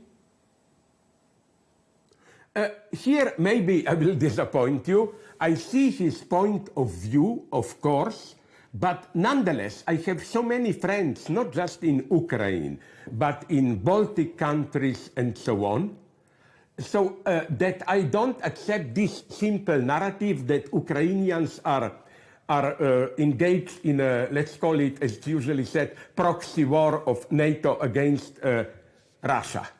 I think if you look at what goes on in last decades, Russian intervention in Georgia, Georgia, then Crimea occupation, and so on. Just read. I do regularly. I can read passively Russian. I follow their own ideology. It's clear that it's not even some remainder of Soviet Union. It's simply imperial ambition. What I find crucial is that in his two speeches, in 22, when Putin announced intervention in Ukraine, 21st and 23rd of February, he only critically mentioned in each speech one name, Lenin. He even said that Ukraine should be renamed Ukraine of Vladimir Ilyich Lenin.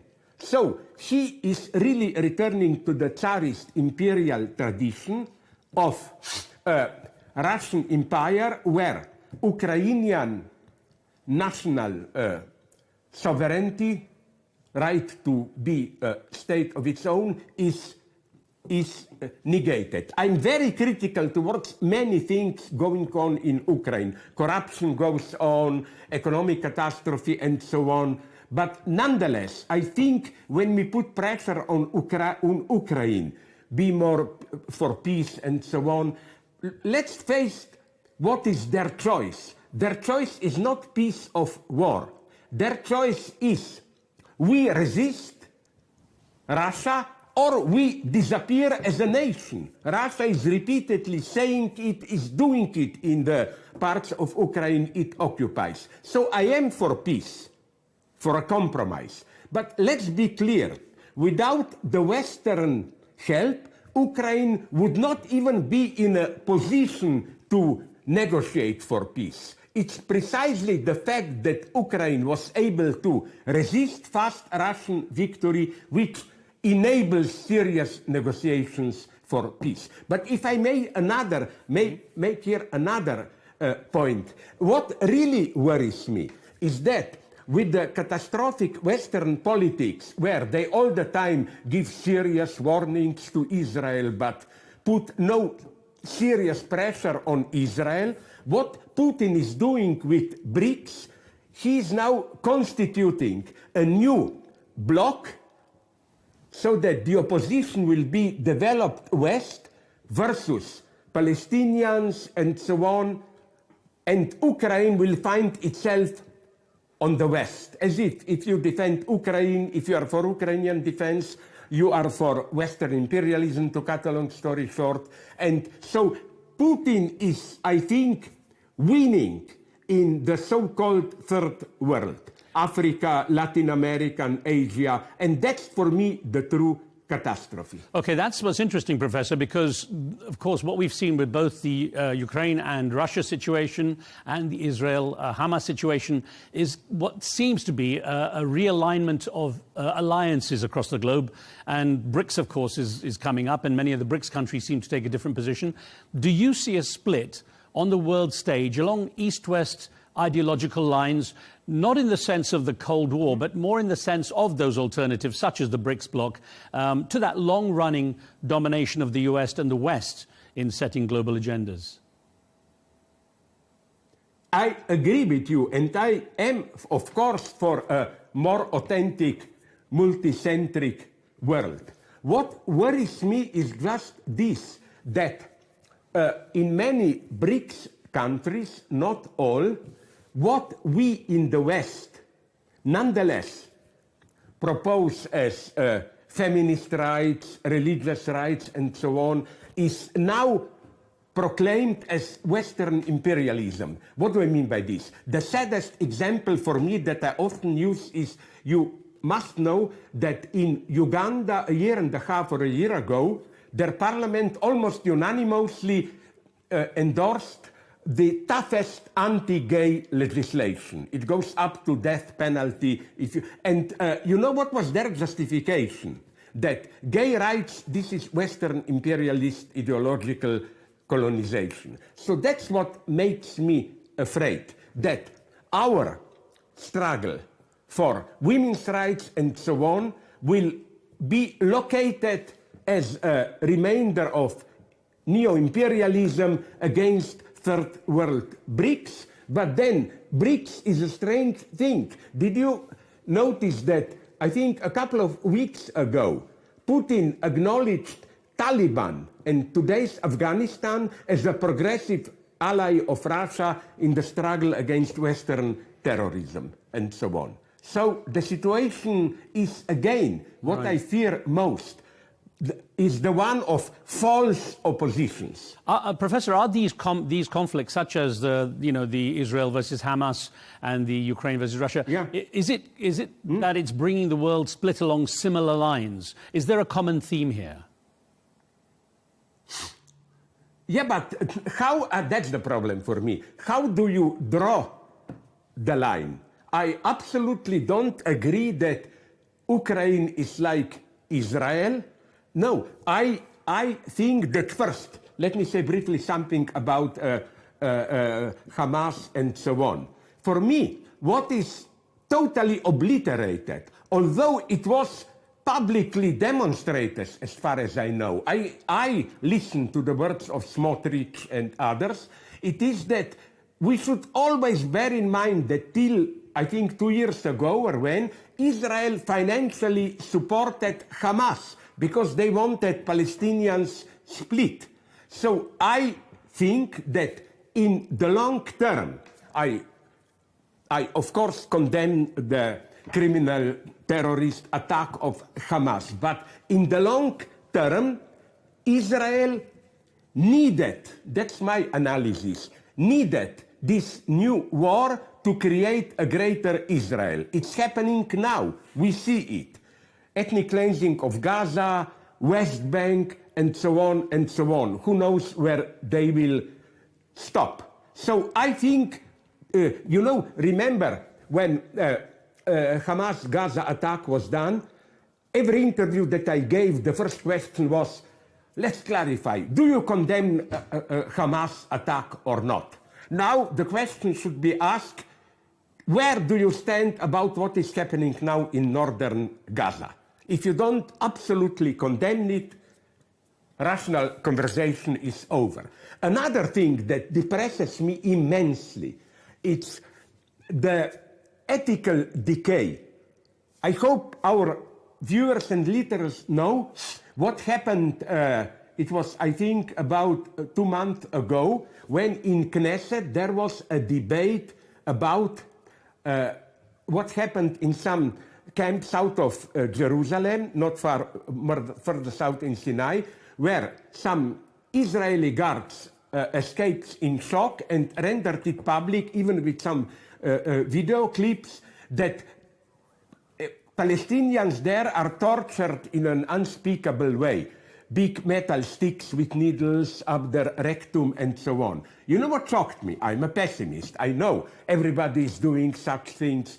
But that we debate, not only we debated this publicly, but the majority in the parliament simply said this is part of our struggle against Arab terrorism. So brutal torture is publicly declared, defended. I mean, in such a situation, I prefer hypocrisy, because hypocrisy means that you are at least a little bit ashamed of what you are doing. But when struggle for Israeli self-defense becomes a publicly admitted horrible mode of torture, then it's over. You know, Professor, one thing I want to ask is, in the case of Israel versus Hamas, the conflict is often, especially by the Israeli side, positioned as Jewish versus Muslim, and any question of Israel's military action, its consequences, is labeled as anti-Semitic. Now, how do you regard that narrative that pushes a religious agenda over what is essentially a land dispute? And where do you see it all ending? Is there going to be a greater Israel, the way you described Israel's ambitions? I think that the only way to understand the situation is to draw another line of distinction. I see paradoxically Hamas and Israel on the same side because they both see war, brutal violence as the only way to solve the situation. Israel, I think, is fully aware that what it is doing now in Gaza, and for me the key is always West Bank, will give birth to new forms of anti-Semitism. But Israel accepts this because then it will be even more able to present itself as a victim of anti-Semitism and so on. So we should always bear in mind this. And you know whom I here really respect? I have a long respect for my communist time. Do you know who is Ami Ayalan, the ex-chief of Shin Bet? He said at the beginning, the only way out is to give Palestinians under our control some political freedom, dignity, autonomy, recognize them as belonging to this space. And then he even made a quite rational proposal that Marwan Barghouti, who is now in prison there, should be set free because he is for two-state solution, not openly terrorist now, and he can beat Hamas in free elections. This is our situation where, when I repeated what Ami Ayalan publicly said in a couple of interviews at the beginning of this war, I was interrupted by shouts of I support Hamas, I'm pro-terrorist, and so on and so on. Isn't this a sad time when the only one who clearly dares to say the truth are ex-leaders of Shin Bet and Mossad? Here is where we are. You know, Professor, it's also, it seems that any kind of questioning or protesting at the people level is an issue. The government seemed to set the narrative, certainly in the West. How do you regard the way pro-Palestinian protests were handled in various Western countries, the USA, the UK, much of Europe, in terms of the police and military force used to suppress them? I totally agree with you. Even my many Jewish friends supported the protests, like my good friend James Shamus, who was a movie producer and so on.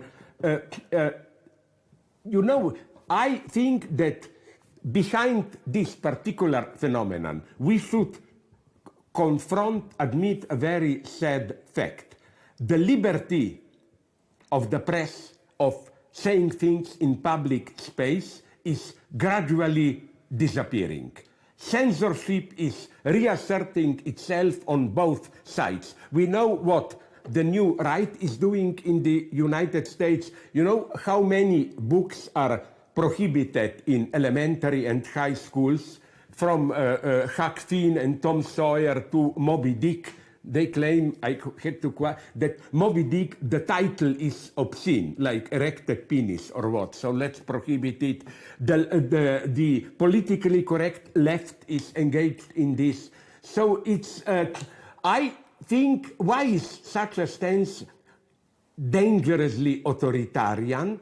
Because it is based on a deep mistrust of ordinary people, as if ordinary people can be so easily seduced that if we don't tightly control what information they get, they will be automatically, they will choose the wrong side and we are lost. So again, I think that the era of liberalism as we know it is getting over, and my big dilemma is how to avoid the obvious solution, capitalist state with a strong traditional narrative at its support, what I call soft fascism, how to prevent that this will be the predominant mode. This is happening in India, Modi, wild capitalism, but at the same time Hindu nationalism.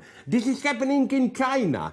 Xi, their boss, gave a speech which was, I think, extremely important. Around a month ago, she spoke about the need to re-educate the young generation. Then I expected that she will say, read Mao, communism. No, she said great Confucian tradition.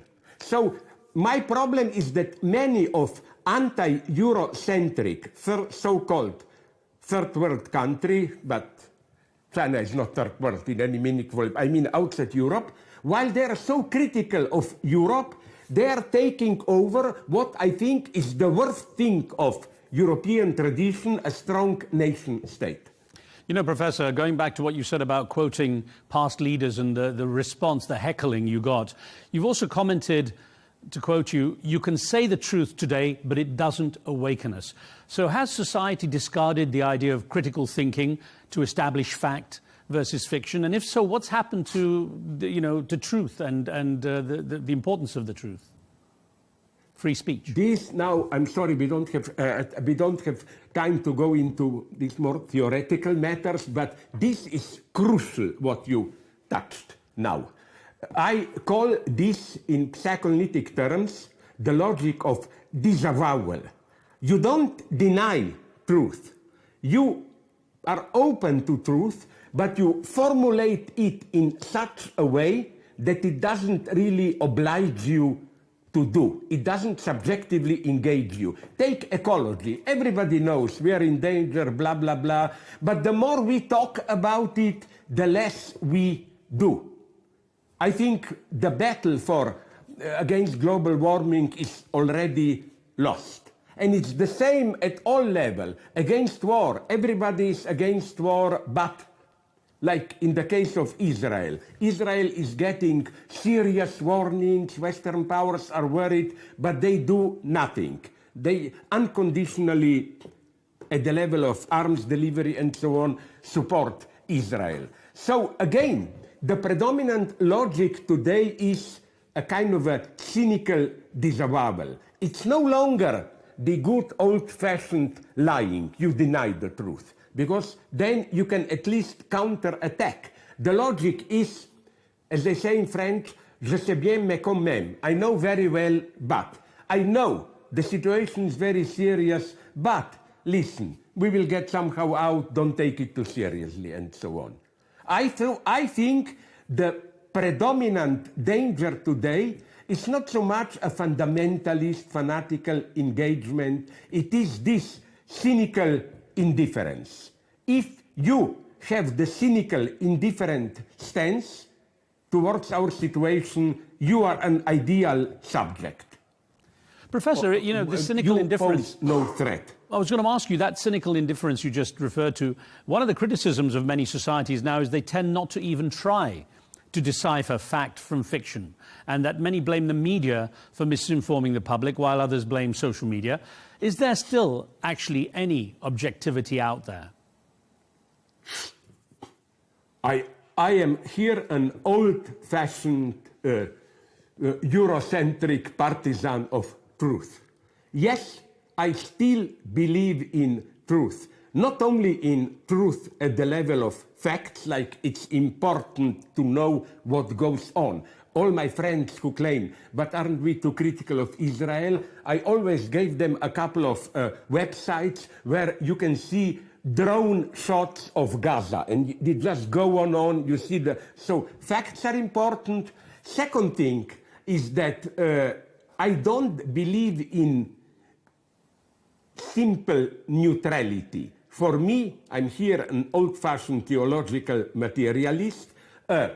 truth is a category of subjective engagement. You cannot write a history of Auschwitz or Gulag or whatever without being morally shocked by it. I believe that truth hurts, and that to tell the truth, you, again, are not allowed to occupy a neutral position. You must be shocked and engaged. Yeah, Professor, the problem with this aspect of truth is perception seems to get in the way a lot. And one of the big battles played out in both mainstream and social media focuses on, for example, the so-called woke culture, which kind of redefines so much and complicates so much. What do you make of woke culture? Of course, I accept the basic idea, how much our history is twisted and so on and so on. For example, Churchill was not simply Winston Churchill, the ideal World War II leader. We know one of the worst chapters then in, I think, 43, 44. He consciously allowed a big hunger. Millions died in Bengal, so that the food was taken for British soldiers for the offensive against Burma, today Myanmar. So yes, all this should be brought out.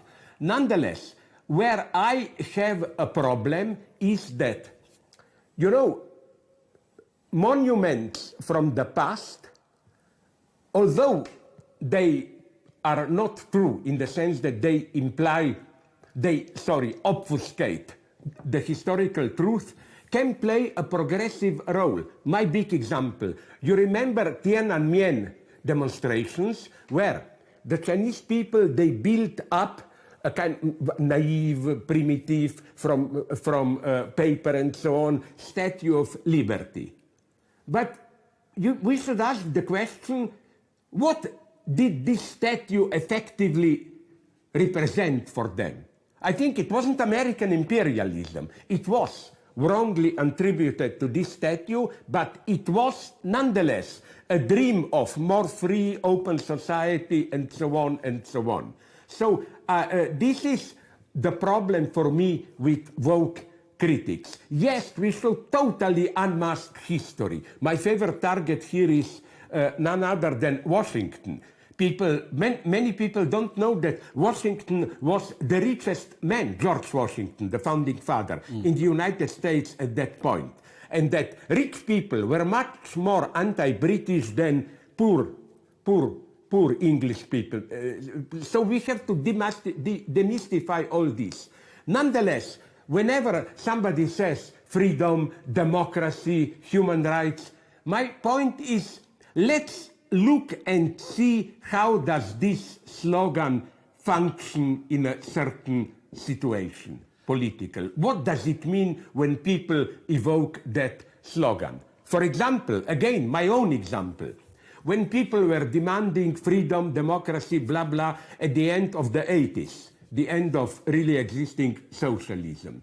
No, at least for Slovenia, I can guarantee you, the ideal was almost a more open socialism. We wanted, of course, freedom of the press, political freedom, but also more social justice, better health care, and so on and so on. Yeah. So again, always look at what slogans, which may be originally imposed by the West, what they actually mean in certain situations. Of course, freedom and democracy are always, almost as a rule, used to install new authoritarian pro-Western regimes. So I would say concrete analysis. Bringing woke culture back to a more modern application, when it comes to gender definitions and so on, often people are scared to step in any direction because the wrong statement can be used as a weapon against them. We see politicians walking on eggshells when it comes to saying anything, and it kind of twists what people can discuss, how openly they can talk. So has that idea of free speech disappeared because of the potential landmines that exist with issues such as woke culture? Yes, but again, these landmines, I think, should be closely analyzed and we should be critical towards both sides. Very briefly, to give you my position, I am against binary sexuality, all that stuff. What I reject in trans culture is the idea that gender identity is not biologically determined. Okay, I buy this, but it's simply what you feel. You experience yourself as being, I don't know what, masculine, feminine, trans, whatever. And this is what you are. My God, did we forget about Freud and psychoanalysis? I think that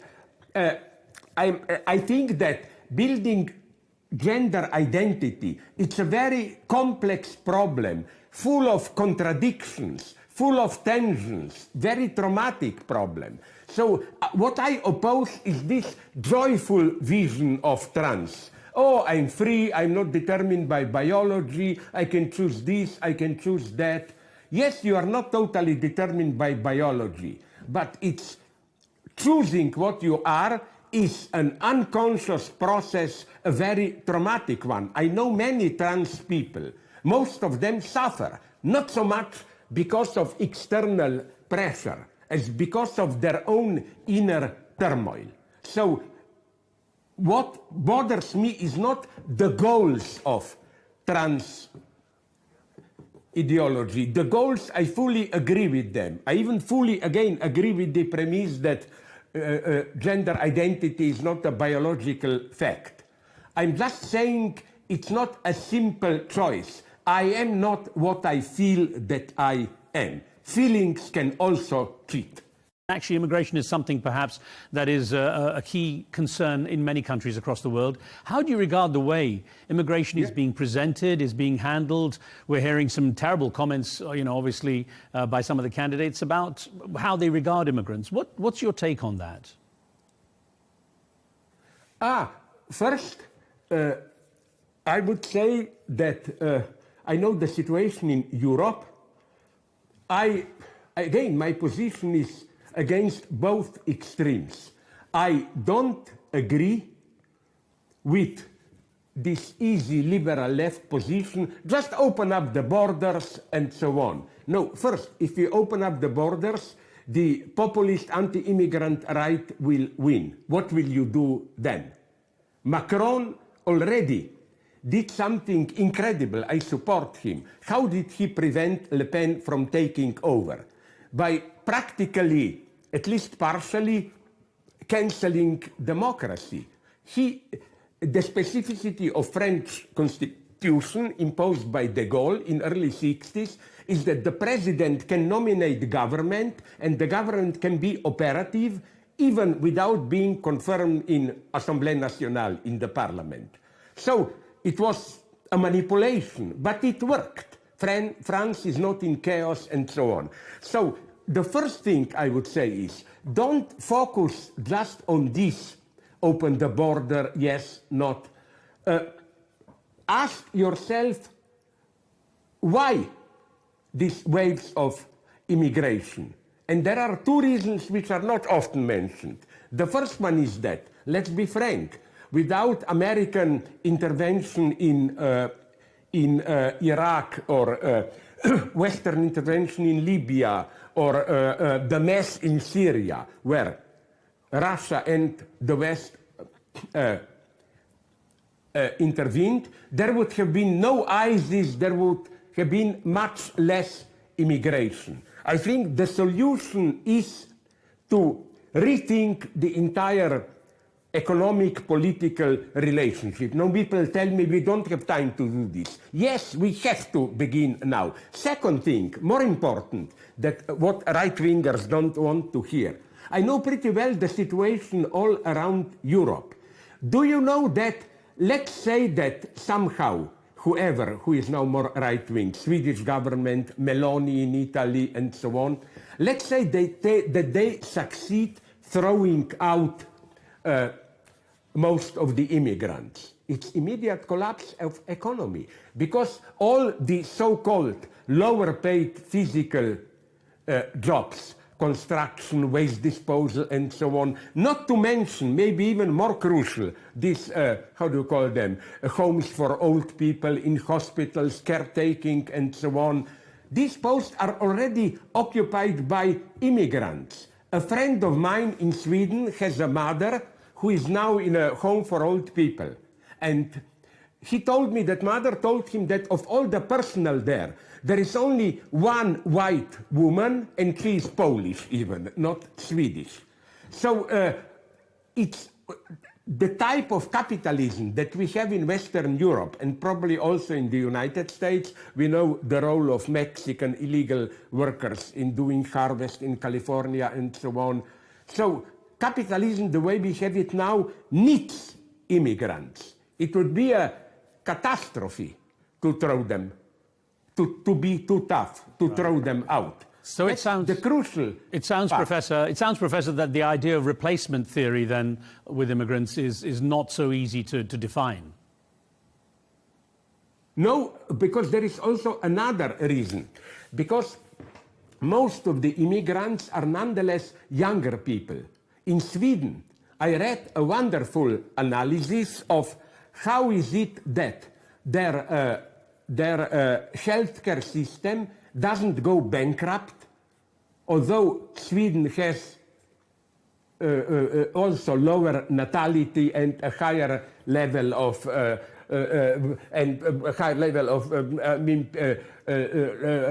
retired people, so that now it's, I think, 1 to 3, 1 to 4. For one retired people, a little bit more than one actively working person is needed financially. So, but you know what's the paradox? In spite of all the complaints, that without the contribution, because if they work, they also pay for healthcare, without the financial contribution of the immigrants in Sweden, their entire healthcare system would already break down. So again, my first point is avoid this quick sophistry, replacement, throw them out, or blah, blah. I mean, on the other hand, we should say it's legitimate to ask who is coming to the West. I think it should be more organized. I understand that some people worry that precisely because it's not more organized, smugglers of people control the trade, so there is a lot of criminal there. But my point is that if you look at it closely, it's not the really poor people who come to the West. Because at least from the Middle East, you have to pay a couple of thousands of euros and so on, so that the really poor people remain there. In other words, that's my argument for what I still ironically call communism. More global coordination. Without this, we are lost. Professor Zizek, one reason people love you very much and you have a large following globally is because you are not worried about provoking, and you've certainly provoked thought. And I wonder, having reached the age of 75, have you mellowed in your thoughts at all? Have you revisited some of your philosophical positions with the wisdom of those years? No, first I must tell you that being 75, I can tell you something very sad. There is nothing wise about being old. It's just you're losing your abilities. It's sad. Second thing, no! I am not getting softer. If anything, I'm getting more radical. But maybe softer at another level. Do you know? I find this a wonderful self-definition. It was proposed to me by Tyler Cowen, who is more a right liberal, and I accepted it. You know how I define myself? Moderately conservative communist. I'm a communist in the sense, not the old Central Committee party, but we need more global cooperation. Imagine new crisis and there will be, like a COVID and so on.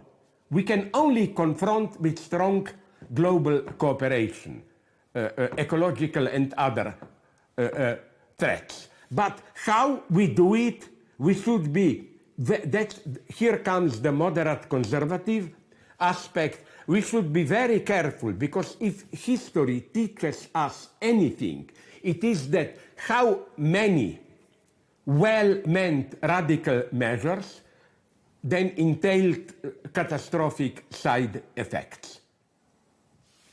This is why also I think our liberal political system needs restructuring. I don't know how, but listen, I spoke with a Chinese guy. I nonetheless, although I'm very critical of China, respect what China achieved. And they told me, listen, the world today needs not communist planning, but thinking in the terms what will be in next 30, 50 years. In China, they can do it because, they don't worry, will they be elected, re-elected in 2 or 4 years? While in the West, the whole political system is pressing you into thinking in short-term terms. So Professor, this, I think... I was going to say we have so many questions. Yes. I do want to end, though, with a thought. You're known for your sense of humor. What's your favorite philosophical joke? Okay, I like philosophical jokes which are at the same time vulgar, but I will put an innocent joke. Please. Which I think is known, I repeat it all the times. It's not even a joke, it's an anecdote. It's a scene from Ernst Lubitsch's film Ninotchka, where a guy goes to a cafeteria, this is a joke told in the film, and says, "Can I get coffee but without cream, please?" And the waiter answers, "Sorry, sir, we don't have cream, so I cannot give it to you a coffee without cream, but we have milk, so I can only give to you a coffee without milk." That's dialectics, that what is missing also counts. Coffee is materially the same coffee, but coffee without milk, it's nonetheless symbolically in how you taste it, not the same as coffee without cream. I think always ask, this is my lesson, when you see a certain thing, ask yourself what this thing is not, but it could have been.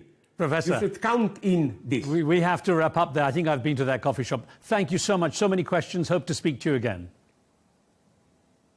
Whenever you want, I'm always for you. You are one of the few hopes, because it's so sad to see how journalists who... But it's not even a question, I agree here. You are not a crazy provocateur. You are just honest, moderate guy. Thank you. How we are under oppression Coming from you, that's Thank very you precious. very much. Always for you. Thank you, sir. Thank you very much.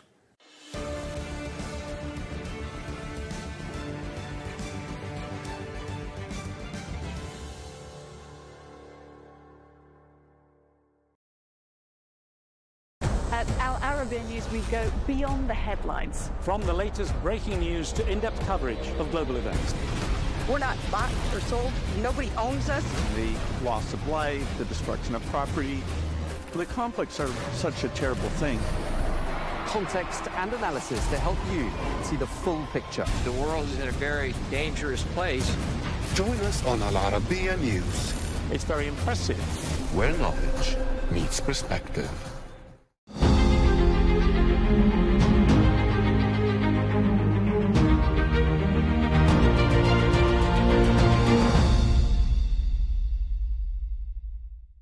First of all, Mr. President, thank you very much for this exclusive interview. First, I guess, to any Arab or international media. We're here in Michigan. I talked to many voters in the swing states, including here. Arab Americans said they support you on the economy, but they want you to stop the war in Gaza and Lebanon. Thousands of civilians are dead, including 70% in Gaza are women and children. If you reach the White House, how are you going to stop this war? Well, I want to see it all stop. I want to see the Middle East get back to peace, and real peace, but a peace that's going to be a lasting peace. And that's going to happen. I feel really, truly confident it's going to happen, and I believe it's going to happen soon. And we'll see what happens with the election. I think the election is going to make a big difference. But I was respected over there, and great relationships with so many, including your friend and my friend. But we have great relationships, and we're going to get it done, and it's going to get done properly. But you want a lasting peace. You don't want this to go on every 5 years, every 2 years, every 10 years. You want to have a lasting peace, and we're going to get that done. Do you believe now, with the killing of the Hamas leader and Hezbollah leader, there is a chance for negotiation? I do. I think they've even suggested it, and not from strength. They've suggested it. But, you know, interestingly, I've spoken to people from Lebanon, and they wanted to go as far as I was very actually surprised. Talking about Hezbollah. Yes, Hezbollah. And they were brutal. I was really surprised. Last night I went to the big Catholic dinner, the Al Smith dinner, right? And people came up from Lebanon, Lebanese people, great people. And maybe some were from America, but I think probably ultimately they just love that country. And but 1 million people have been forced to leave their homes. Yes. Thousands have been killed. And they really believe, some people believe you're the only person who can stop this war because I think you're right. Prime Minister Netanyahu listens to you. Yeah, he does listen to me. And I have a call with him tomorrow. Now, I'm not the president right now. I hope to be soon. But we still have to win a race. We did very well the second time. We won it the first time. We did much better the second time. But a lot of bad things took place. And so, you know, it's so sad to think that if I were president, that war would have never started. You wouldn't have all those dead people, all those, you know, just demolished cities and areas. You wouldn't have had October 7th. That's the most important. You wouldn't have had that. And all of the destruction and the hatred and everything else that followed October 7th. You wouldn't have had Russia attacking Ukraine. You wouldn't have had inflation, frankly, and you wouldn't have had the most embarrassing moment in the history of our country, in my opinion.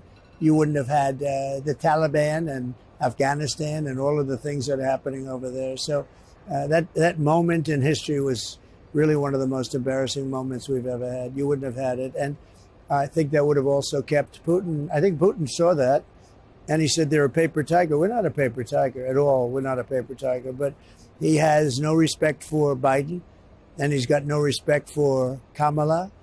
And he went in and did a big, you know, look, the destruction and the death in Ukraine is incredible, far more than people think. In 2017, on the first trip that you took, on a foreign trip, you went to Saudi Arabia. Yes. And actually, I traveled with you on that trip. How would you describe the relationship between the United States and Saudi Arabia? And what kind of role do you think they can play in a crisis in the Middle East? I think it's fine. Right now, when I was president, it was great, with capital letters, GREAT, great. And so much respect for the king, so much respect for Mohammed, who's doing so great. I mean, he's really a visionary. He's done things that nobody else would have even thought about. His very long city that he's building, he's really doing something. He's a great guy, and he's respected all over the world. So when you think, I mean, right now it's just okay, it's fine. Biden goes over there and he fist pumps. You don't fist pump. You go over there and you do it right. You shake a hand or something. You hug. You do. But it could never be great with a guy like Biden. Could never be. I don't even think it would be good with Kamala. I don't think it would be good at all. But with me, it will be great. And I have great respect for Saudi Arabia and for many of the other rulers over there, many of the other countries over there. Don't forget, we did the Abraham Accords. It would have been chock full within a year. And I even think, and I make the statement, it sounds foolish, but it's not foolish. I think even Iran would have been in because Iran was desperate to make a deal. They had no money. And Biden allowed them to have $300 billion. They have now $300 billion, $350 billion. And he allowed them back into the game. And I would have done that, but no nuclear weapons. You can't have nuclear weapons. I'm going to ask you about these 2 points. First, on the Abraham Accord, will you expand it when you come to the White House? Everyone wants to be in it. They could have done it. I mean, all you need is an order clerk. Everybody wanted to go in. We would have had it. We would have had 12 to 15 countries within a period of, I mean, literally within a period of a year, I think, at the most. They have none. They added none. And everybody respects it. You know, they respect it so much. But look, the framework is there. All they have to do is be inserted. And that'll happen very quickly. If I win, that will be an absolute priority. Just getting everybody in. It's peace in the Middle East. We need it. And it's very important. And it'll happen. You've been tough on Iran. You took the decision to eliminate Qasem Soleimani. How are you going to stop Iran from acquiring nuclear weapon? Well, I'd rather not say that to you, but they won't acquire it. Now, they may get it, if they get it very quickly. I'm not president, so I won't have much to do with that. And I have respect for Iran. I have respect for the people. I know a lot of Iranian people. They're very smart, actually great negotiators, great business people. They're great people. They're very warm people. I wanted to do, as a country, I wanted to do great. Now it's, in its own way, it's probably in danger, maybe more so than they would have thought a month ago, right, with what's happening. I think it's in a lot of danger right now, which is, you know, very bad. I don't want to see people killed. Everyone's being killed in the Middle East. I don't want to see that. But no, I think we would have had something. I think we would have had something very special. We'll still have something, but so much damage has been done to the world, whether it's Ukraine or whether it's large sections of the Middle East. I mean, look at the death and destruction that's taken place. And none of this would have happened if I were president. What about the Israeli attack? They keep saying that Prime Minister Netanyahu wants to hit Iran. Maybe not necessarily the nuclear facilities, maybe the oil facilities or elsewhere. Would you support that if you were a president? Well, I think he's going to do what he wants to do, and I think he has to do that. You know, Biden was giving him some very bad...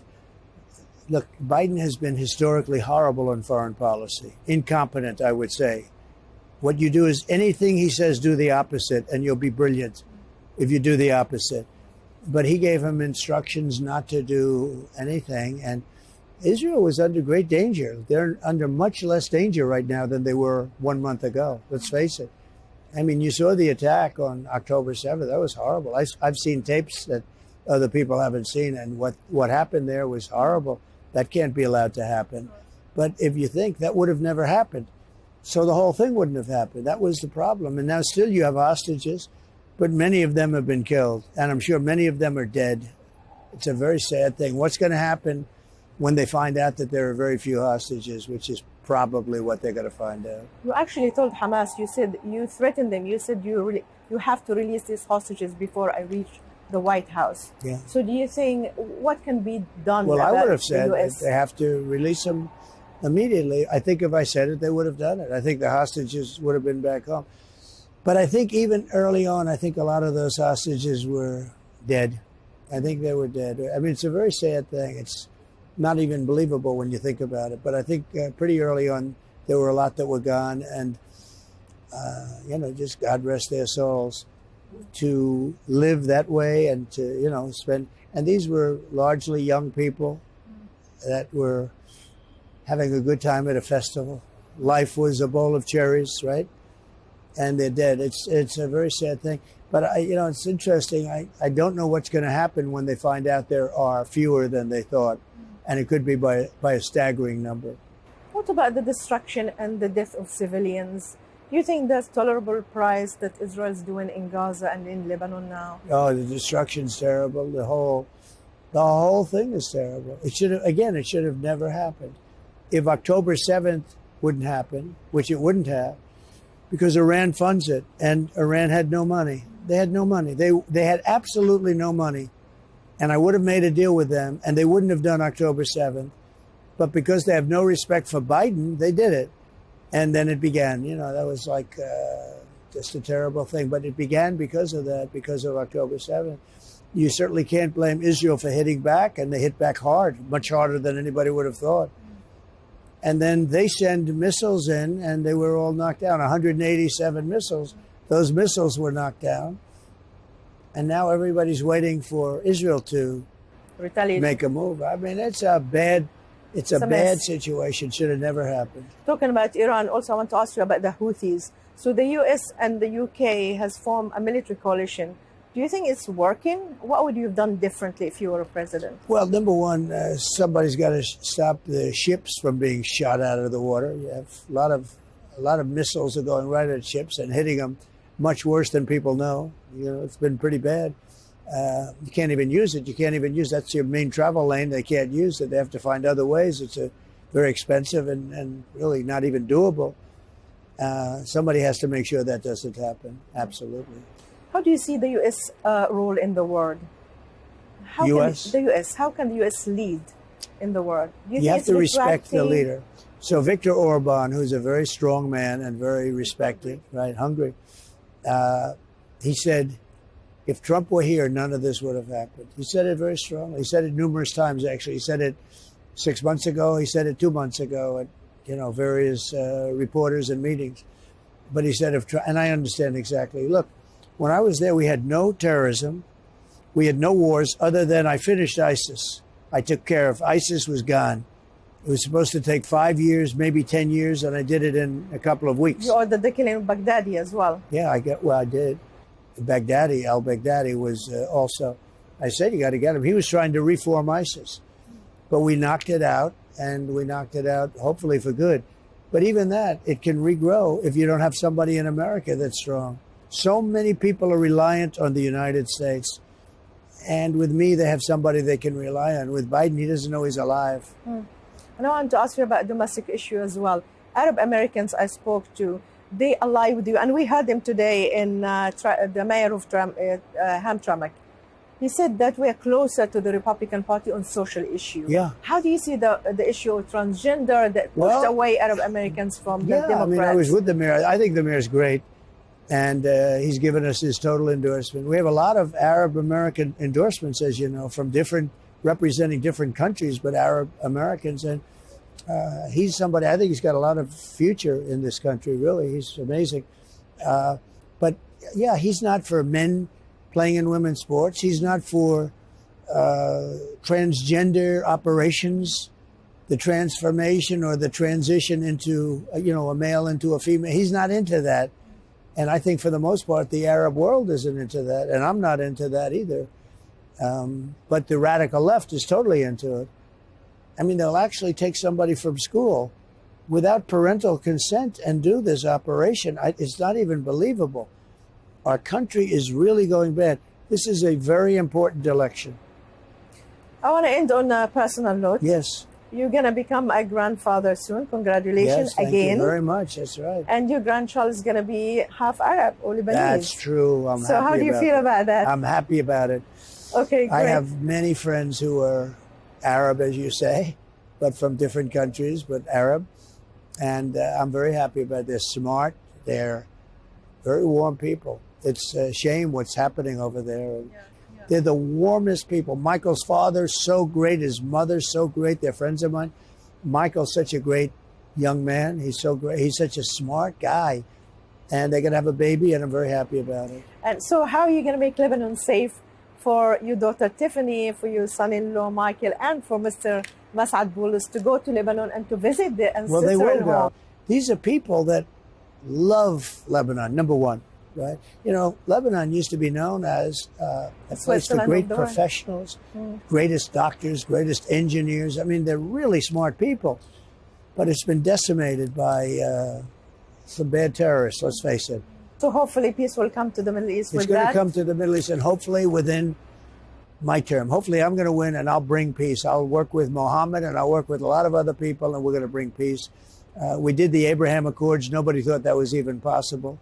The 4 countries, and the 4 countries should be many countries right now, but Biden and Kamala Harris didn't do anything. They sat there stiffs, total stiffs. They have no idea what they're doing.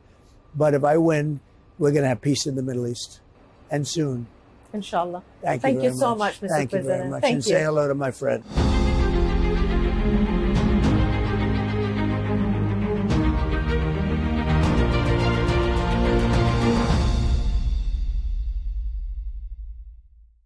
At Al Arabiya News, we go beyond the headlines. From the latest breaking news to in-depth coverage of global events. We're not bought or sold. Nobody owns us. The loss of life, the destruction of property. The conflicts are such a terrible thing. Context and analysis to help you see the full picture. The world is in a very dangerous place. Join us on Arabiya News, It's very impressive. where knowledge meets perspective.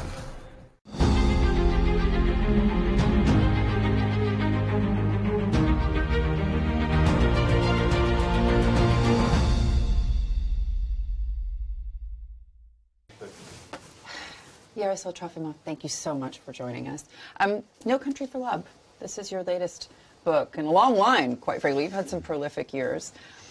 Walk me through how the idea for this book came to you. Well, this is my first novel. So all the books I've written before were non-fiction books about Saudi Arabia, about Middle East, and about the war in Ukraine, this latest war that started in 2022. And I was living in Kabul when the conflict in Ukraine really began in 2014 with the first Russian invasion, when Crimea was taken, when really bloody conflict erupted in the Donbass in eastern Ukraine. 14,000 people were killed at the time. And I remember reading about it and watching the news and being flabbergasted with just how misunderstood Ukraine was, how little knowledge there was of Ukraine's history, its past, and how everything that was known about it was known through this Russian colonial lens, because Russia was the colonial master for centuries, and all the experts and many of the journalists, having lived in Moscow, just saw Ukraine through the prism of Moscow. As an extension. As an extension of Russia, and explained its history through the Russian history. And I think the idea of this book for me was I was so upset about it, and I remembered my own family stories, the family stories of so many other Ukrainians, and decided to write a book that is explaining Ukraine, explaining the tragic history of Ukraine that really is, the reason why Ukrainians are so resilient in fighting against Russia today. And to do it through the history of my family, my grandmother, and the tribulations that she went through, in the 1930s, 1940s, 1950s, which is really a period when Ukraine was probably the deadliest place on earth.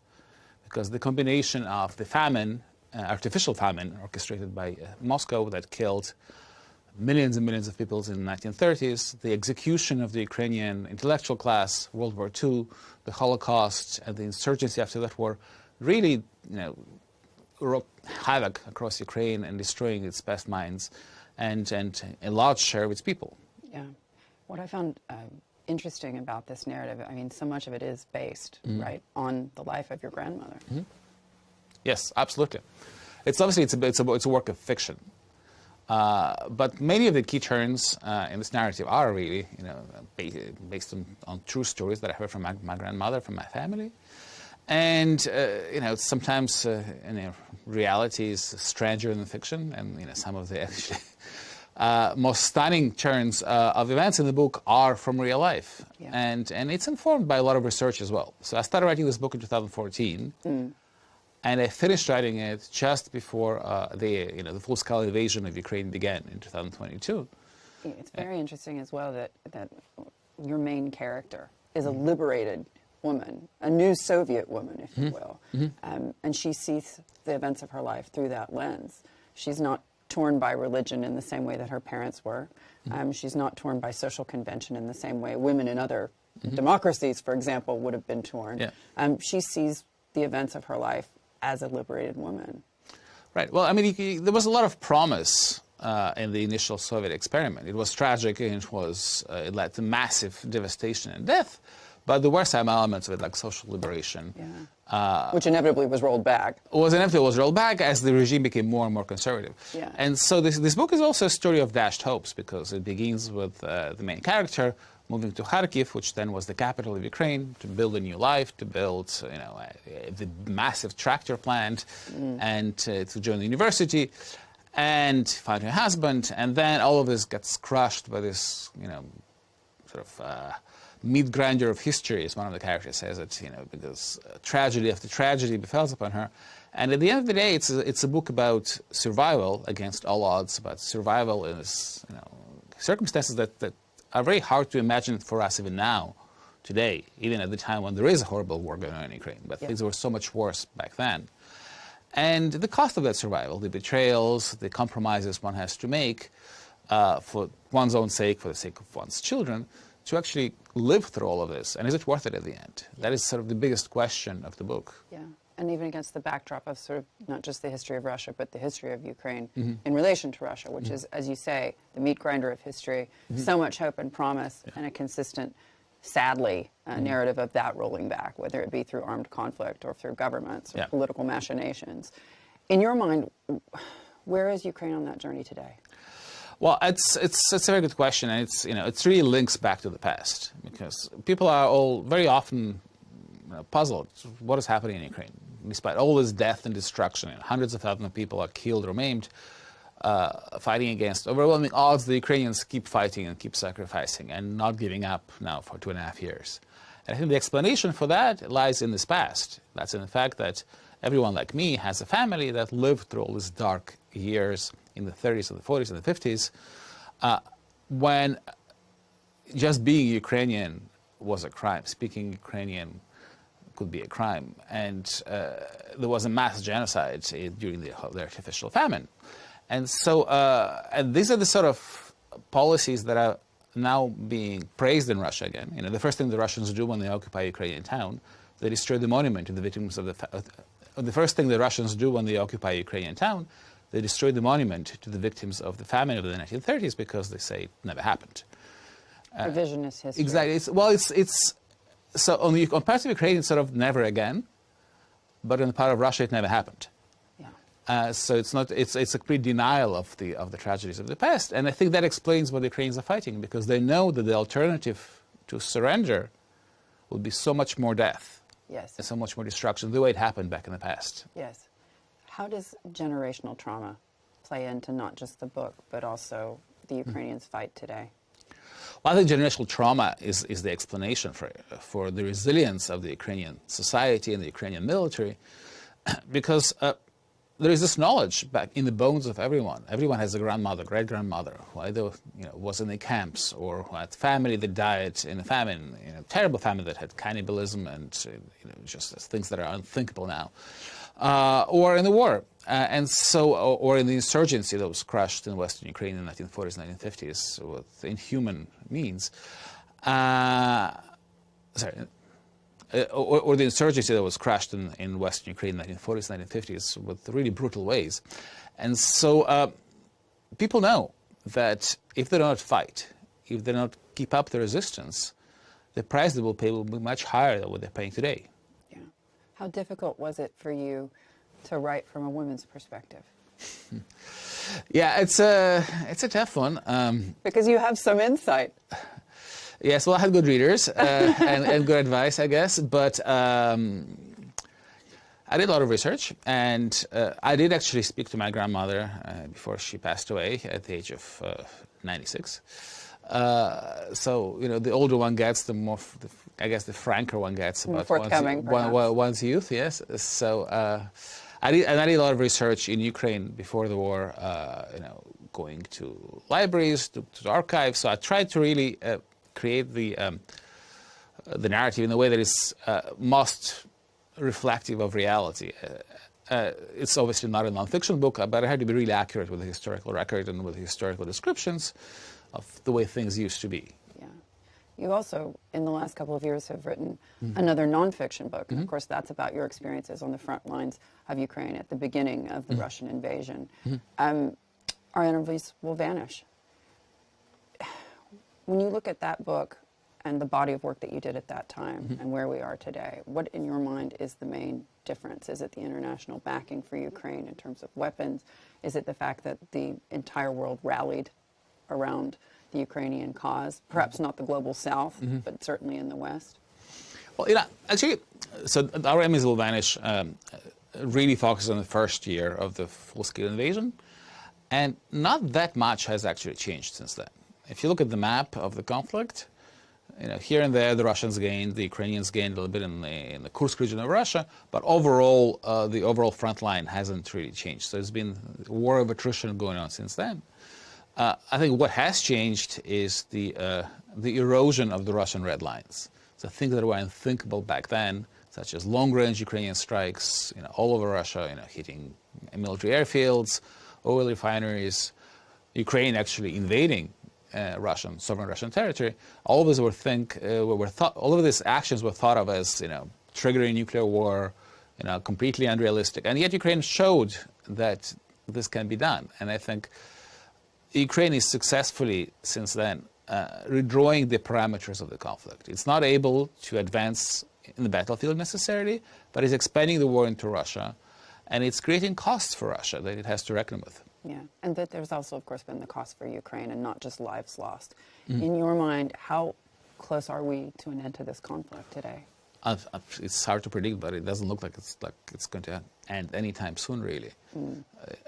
Russian government, President Putin and other senior members of the government have not given up on the initial aim of the invasion, which is to destroy Ukraine as a sovereign, independent country.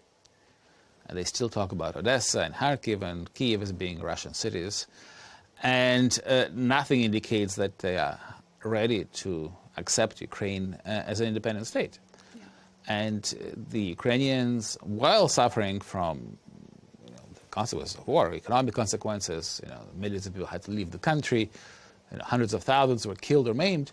However, they're not ready to sacrifice the land that is Ukrainian, and they're not ready to give up just yet. So I think we're in for months, years, possibly, of continuing warfare.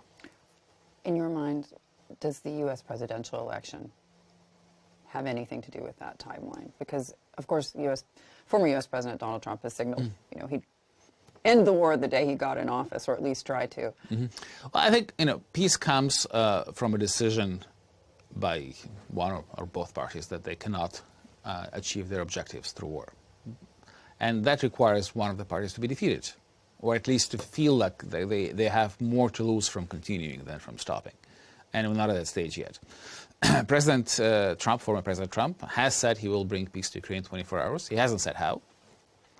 I'm sure Ukrainians would love to have peace in 24 hours. The question is at what cost?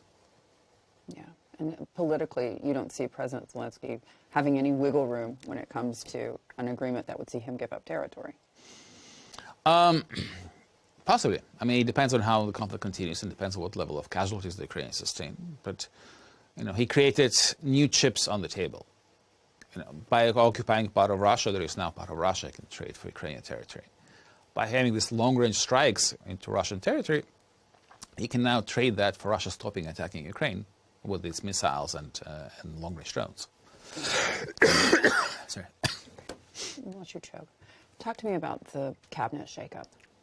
President Zelensky, several months ago, changed up his defense minister, and then just recently his foreign minister as well. And his foreign minister was a gentleman, Dmitry Kuleba, who was well-loved by many Western democratic leaders. Was this wise, in your mind, to change horses midstream? Well, it's not the first shakeup that the Ukrainian government has since the war began. We've had the defense minister removed, we've had General Zaluzhny, the commander of Ukrainian armed forces, removed and sent to London. Controversially. Right, and sent to London to be ambassador of Ukraine to the United Kingdom. So the power really rests within Bankova, the headquarters of President Zelensky's administration. That's really where all the decisions are made right now. And he removed the foreign minister, Dmytro Kuleba. He appointed to replace him Andriy Sybiha, who was the main foreign policy advisor to the presidency, former Ukrainian ambassador in Turkey and Poland. And then in another sort of important shakeup, the Minister of Strategic Industries, which means the Minister of the Military Industries, Commission was moved to the presidency to be the president's advisor for strategic industries, which is actually a raise, a promotion. So at the end of the day, the only two people who make sort of all the main calls are Zelensky and his chief of staff, Andriy Yermak. Who is a controversial figure. Well, everyone is a controversial figure. In your mind, especially with this, the promotion of is it now the ministry? He's now an advisor to the president. That, of course, is interesting from a business perspective because there were comments very early on by those in business in Ukraine. They were worried about being nationalized, industries from energy to what is now military production. In your mind, are those fears valid? Well, I can speak to military production. I think what's happening is that there was a decision to really expand that sphere, which is critical for Ukraine's survival, especially in things like drone production, to the private sector. So there are hundreds of individual producers that are all competing for this projects and are being paid by the government, partially with Western assistance. And we have seen the results in the drone industry of Ukraine really taking a leap and developing technologies that allow it to strike very long distances, more than 1,000 miles away in Russia, and really dominating the battlefield with drones in a way that Russia cannot, even though Russia has a much bigger industrial base. And today, the drone warfare between Russia and Ukraine is the most deadly. Well, it's certainly critical, because everything is now determined by drones. FPV drones that cost a couple $100 can now kill tanks, and that cost millions of dollars. And they're being used every day. In your mind, when it comes to the situation today in Ukraine, Is it more or less corrupt than before the invasion? Well, it's hard to say. War obviously corrupts. Every war creates opportunities for corruption. We've seen it in every war in human history. Just read Catch-22. What Ukraine also has is a very robust independent media, and so it does expose instances of corruption. The scandal of the defense ministry, where the result of which the minister had to leave and some of his deputies ended up in jail, was because of exposure by the Ukrainian media about kickbacks in the procurement of actually eggs for the military, and you have scandals breaking out all the time. And action is being taken when it's public. So I think this is the strength of Ukraine when compared to Russia, where I'm sure there is just as much more corruption. But because it's swept under the rug, very often you see the results of that in the underperformance of the Russian military. Yeah, we've seen Saudi Arabia and the UAE both instrumental in conversations between the Russians and the Ukrainians, working with the United States. Yeah. How interesting is that to you? Because you and I have both covered the Gulf countries for a long time now. I think that seeing that foreign policy influence in quite this way is really a new move for the Gulf. Yeah, well, it's a trio, really. It's Saudi Arabia, UAE, and Turkey. And I think they all three work in coordination on key issues. Obviously, the prisoner exchanges, but also exchanges of this recent hostage swap deal, in which my colleague, Evan Gershkovich, was released in Turkey, was also partially negotiated with the help of Saudi Arabia.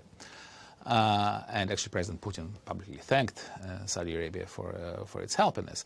And so these three countries have this unique position of being aligned with the U.S., but also having full relations with Russia. They have not imposed any sanctions. There are flights every day from Dubai or from Istanbul to Moscow. And so they have these lines of communication and are trusted by both sides. Yeah, but it's interesting, isn't it? Because a few years ago, I would have suggested that Saudi Arabia or the UAE be the conduit for conversations, for example, with China, between the U.S. and China. And privately, I got a lot of pushback from U.S. officials who were not interested in allowing that to happen. But this invasion really sort of upset the table, in a sense, and brought the Gulf Arab countries very much into the fore of international relations in a way that they weren't before. Right, right. But also, the U.S. has a direct line to China. I mean, the U.S. and Chinese officials meet and talk. That's not the case on higher levels between the U.S. and Russia. Yeah. So they need all the help they can get. Exactly, exactly. And, it's an issue of trust. There has to be a place for this exchange, for example, that both sides trust. Turkey or Saudi Arabia, UAE are one of these places. You're also the author of a book, The Siege of Mecca. Obviously, you covered what's been a drastic change for the kingdom in the last several years with King Salman and Mohammed bin Salman, his son, the crown prince. In your mind, does Saudi Arabia today have an issue when it comes to how quickly they've modernized, how quickly they've become, frankly, a new country under MBS's reforms? Well, it's hard to say. I mean, the one answer to this is that we haven't really seen any pushback that is concerning. There hasn't been violence, there hasn't been protests. So the society seems to be accepting all this, also because society has changed. Yes. With such a huge share of the population being young and much more open to these new ideas, to these changes. Having access to phones, which has changed everything. Yes, exactly. So, Saudi Arabia of today is a very different country from Saudi Arabia of even 10 years ago. Yeah. And I think the history of the book of the Siege of Mecca and the actual Siege of Mecca was that in 1979, as a prize for supporting the government retaking the Grand Mosque of Mecca, which was taken by a bunch of radicals from all over the world, the government of Saudi Arabia at the time agreed to reverse the slow liberalization of the country and to give the religious establishment control over much of the society. So that has ended under Mohammed bin Salman. The religious police was disbanded, and this, frankly, the country's on social level, in terms of personal freedoms, especially for women, is so much more open than it was a few years ago. Yeah. So they have learned the lessons, in your mind, of what it means to frankly, hand over your power to religious autocracy. Well, yeah, absolutely. But also, times have changed all over the world. Yeah. Talk to me about Afghanistan, because obviously you had a front row seat for not only the war in Afghanistan, but also, of course, the evacuation of the U.S. and the U.K. and other NATO members as they decided to leave that country. Disaster to disaster. Where are we today? Well, there are two ways of looking at it, right? I mean, on one hand, yes, the Taliban regime is terrible. You know, the restrictions of women are harrowing. You know, girls cannot go to school. You know, women have a hard time having permission to work. But if you were to ask ordinary Afghans, especially in villages, not in the cities, many would tell you that this is all terrible, but there is no war. Yeah. Nobody's dying. And this is a new thing for Afghanistan. For 40 years, there was constant war. Yes. And so and that explains why there is no resistance to the Taliban today, because no matter how difficult the restrictions are, the fact that people do not have to bury their children every day, the fact that there's no bombings, no raids, they can travel the country, go to markets, visit each other, I think still outweighs any appeal that the resistance might have against the Taliban for now. In your mind, what is the responsibility of the West to these women that we told you can live a modern, full life? I think it's huge. Abandoned. I think it's huge. I mean, there were many promises made to the people of Afghanistan over the course of decades, actually, 20 years of Western presence there. And then one day the U.S. just picked up and left, with people trying to cling on to the wheels of the planes taking off in Kabul airport. I was there watching it. Yes. Is this a stain on the Biden presidency? I think it's a stain not just on the Biden presidency. I think it's a stain on the collective record of the West and the U.S. and on the credibility that the U.S. has with potential allies. And I would say more. I think this is one of the reasons that inspired President Putin to invade Ukraine, because watching the disaster in Kabul in the summer of 2021, he could not help himself but conclude that we have nothing to fear from the West. And also, it's one of the reasons why the U.S. and others refused to give weapons to Ukraine before the war, because the images of the Taliban driving Humvees and MRAPs and even flying Blackhawks were enough to convince the U.S. and allies that, if we give weapons to the Ukrainians, we'll see the same once the Russians take over Kiev. So it was a double blow to the Ukrainians. Yaroslav, it's great to have you. No Country for Love, new book, everybody buy it. Thank you. Thanks so much.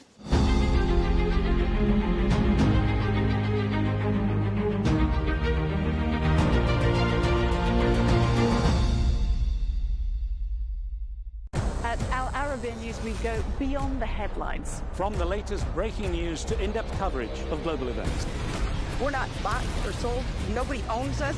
The loss of life, the destruction of property. The conflicts are such a terrible thing. Context and analysis to help you see the full picture. The world is in a very dangerous place. Join us on Al Arabiya News, It's very impressive. where knowledge meets perspective.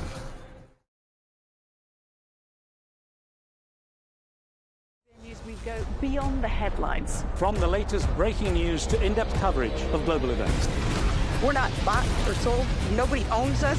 The loss of life, the destruction of property. The conflicts are such a terrible thing. Context and analysis to help you see the full picture. The world is in a very dangerous place.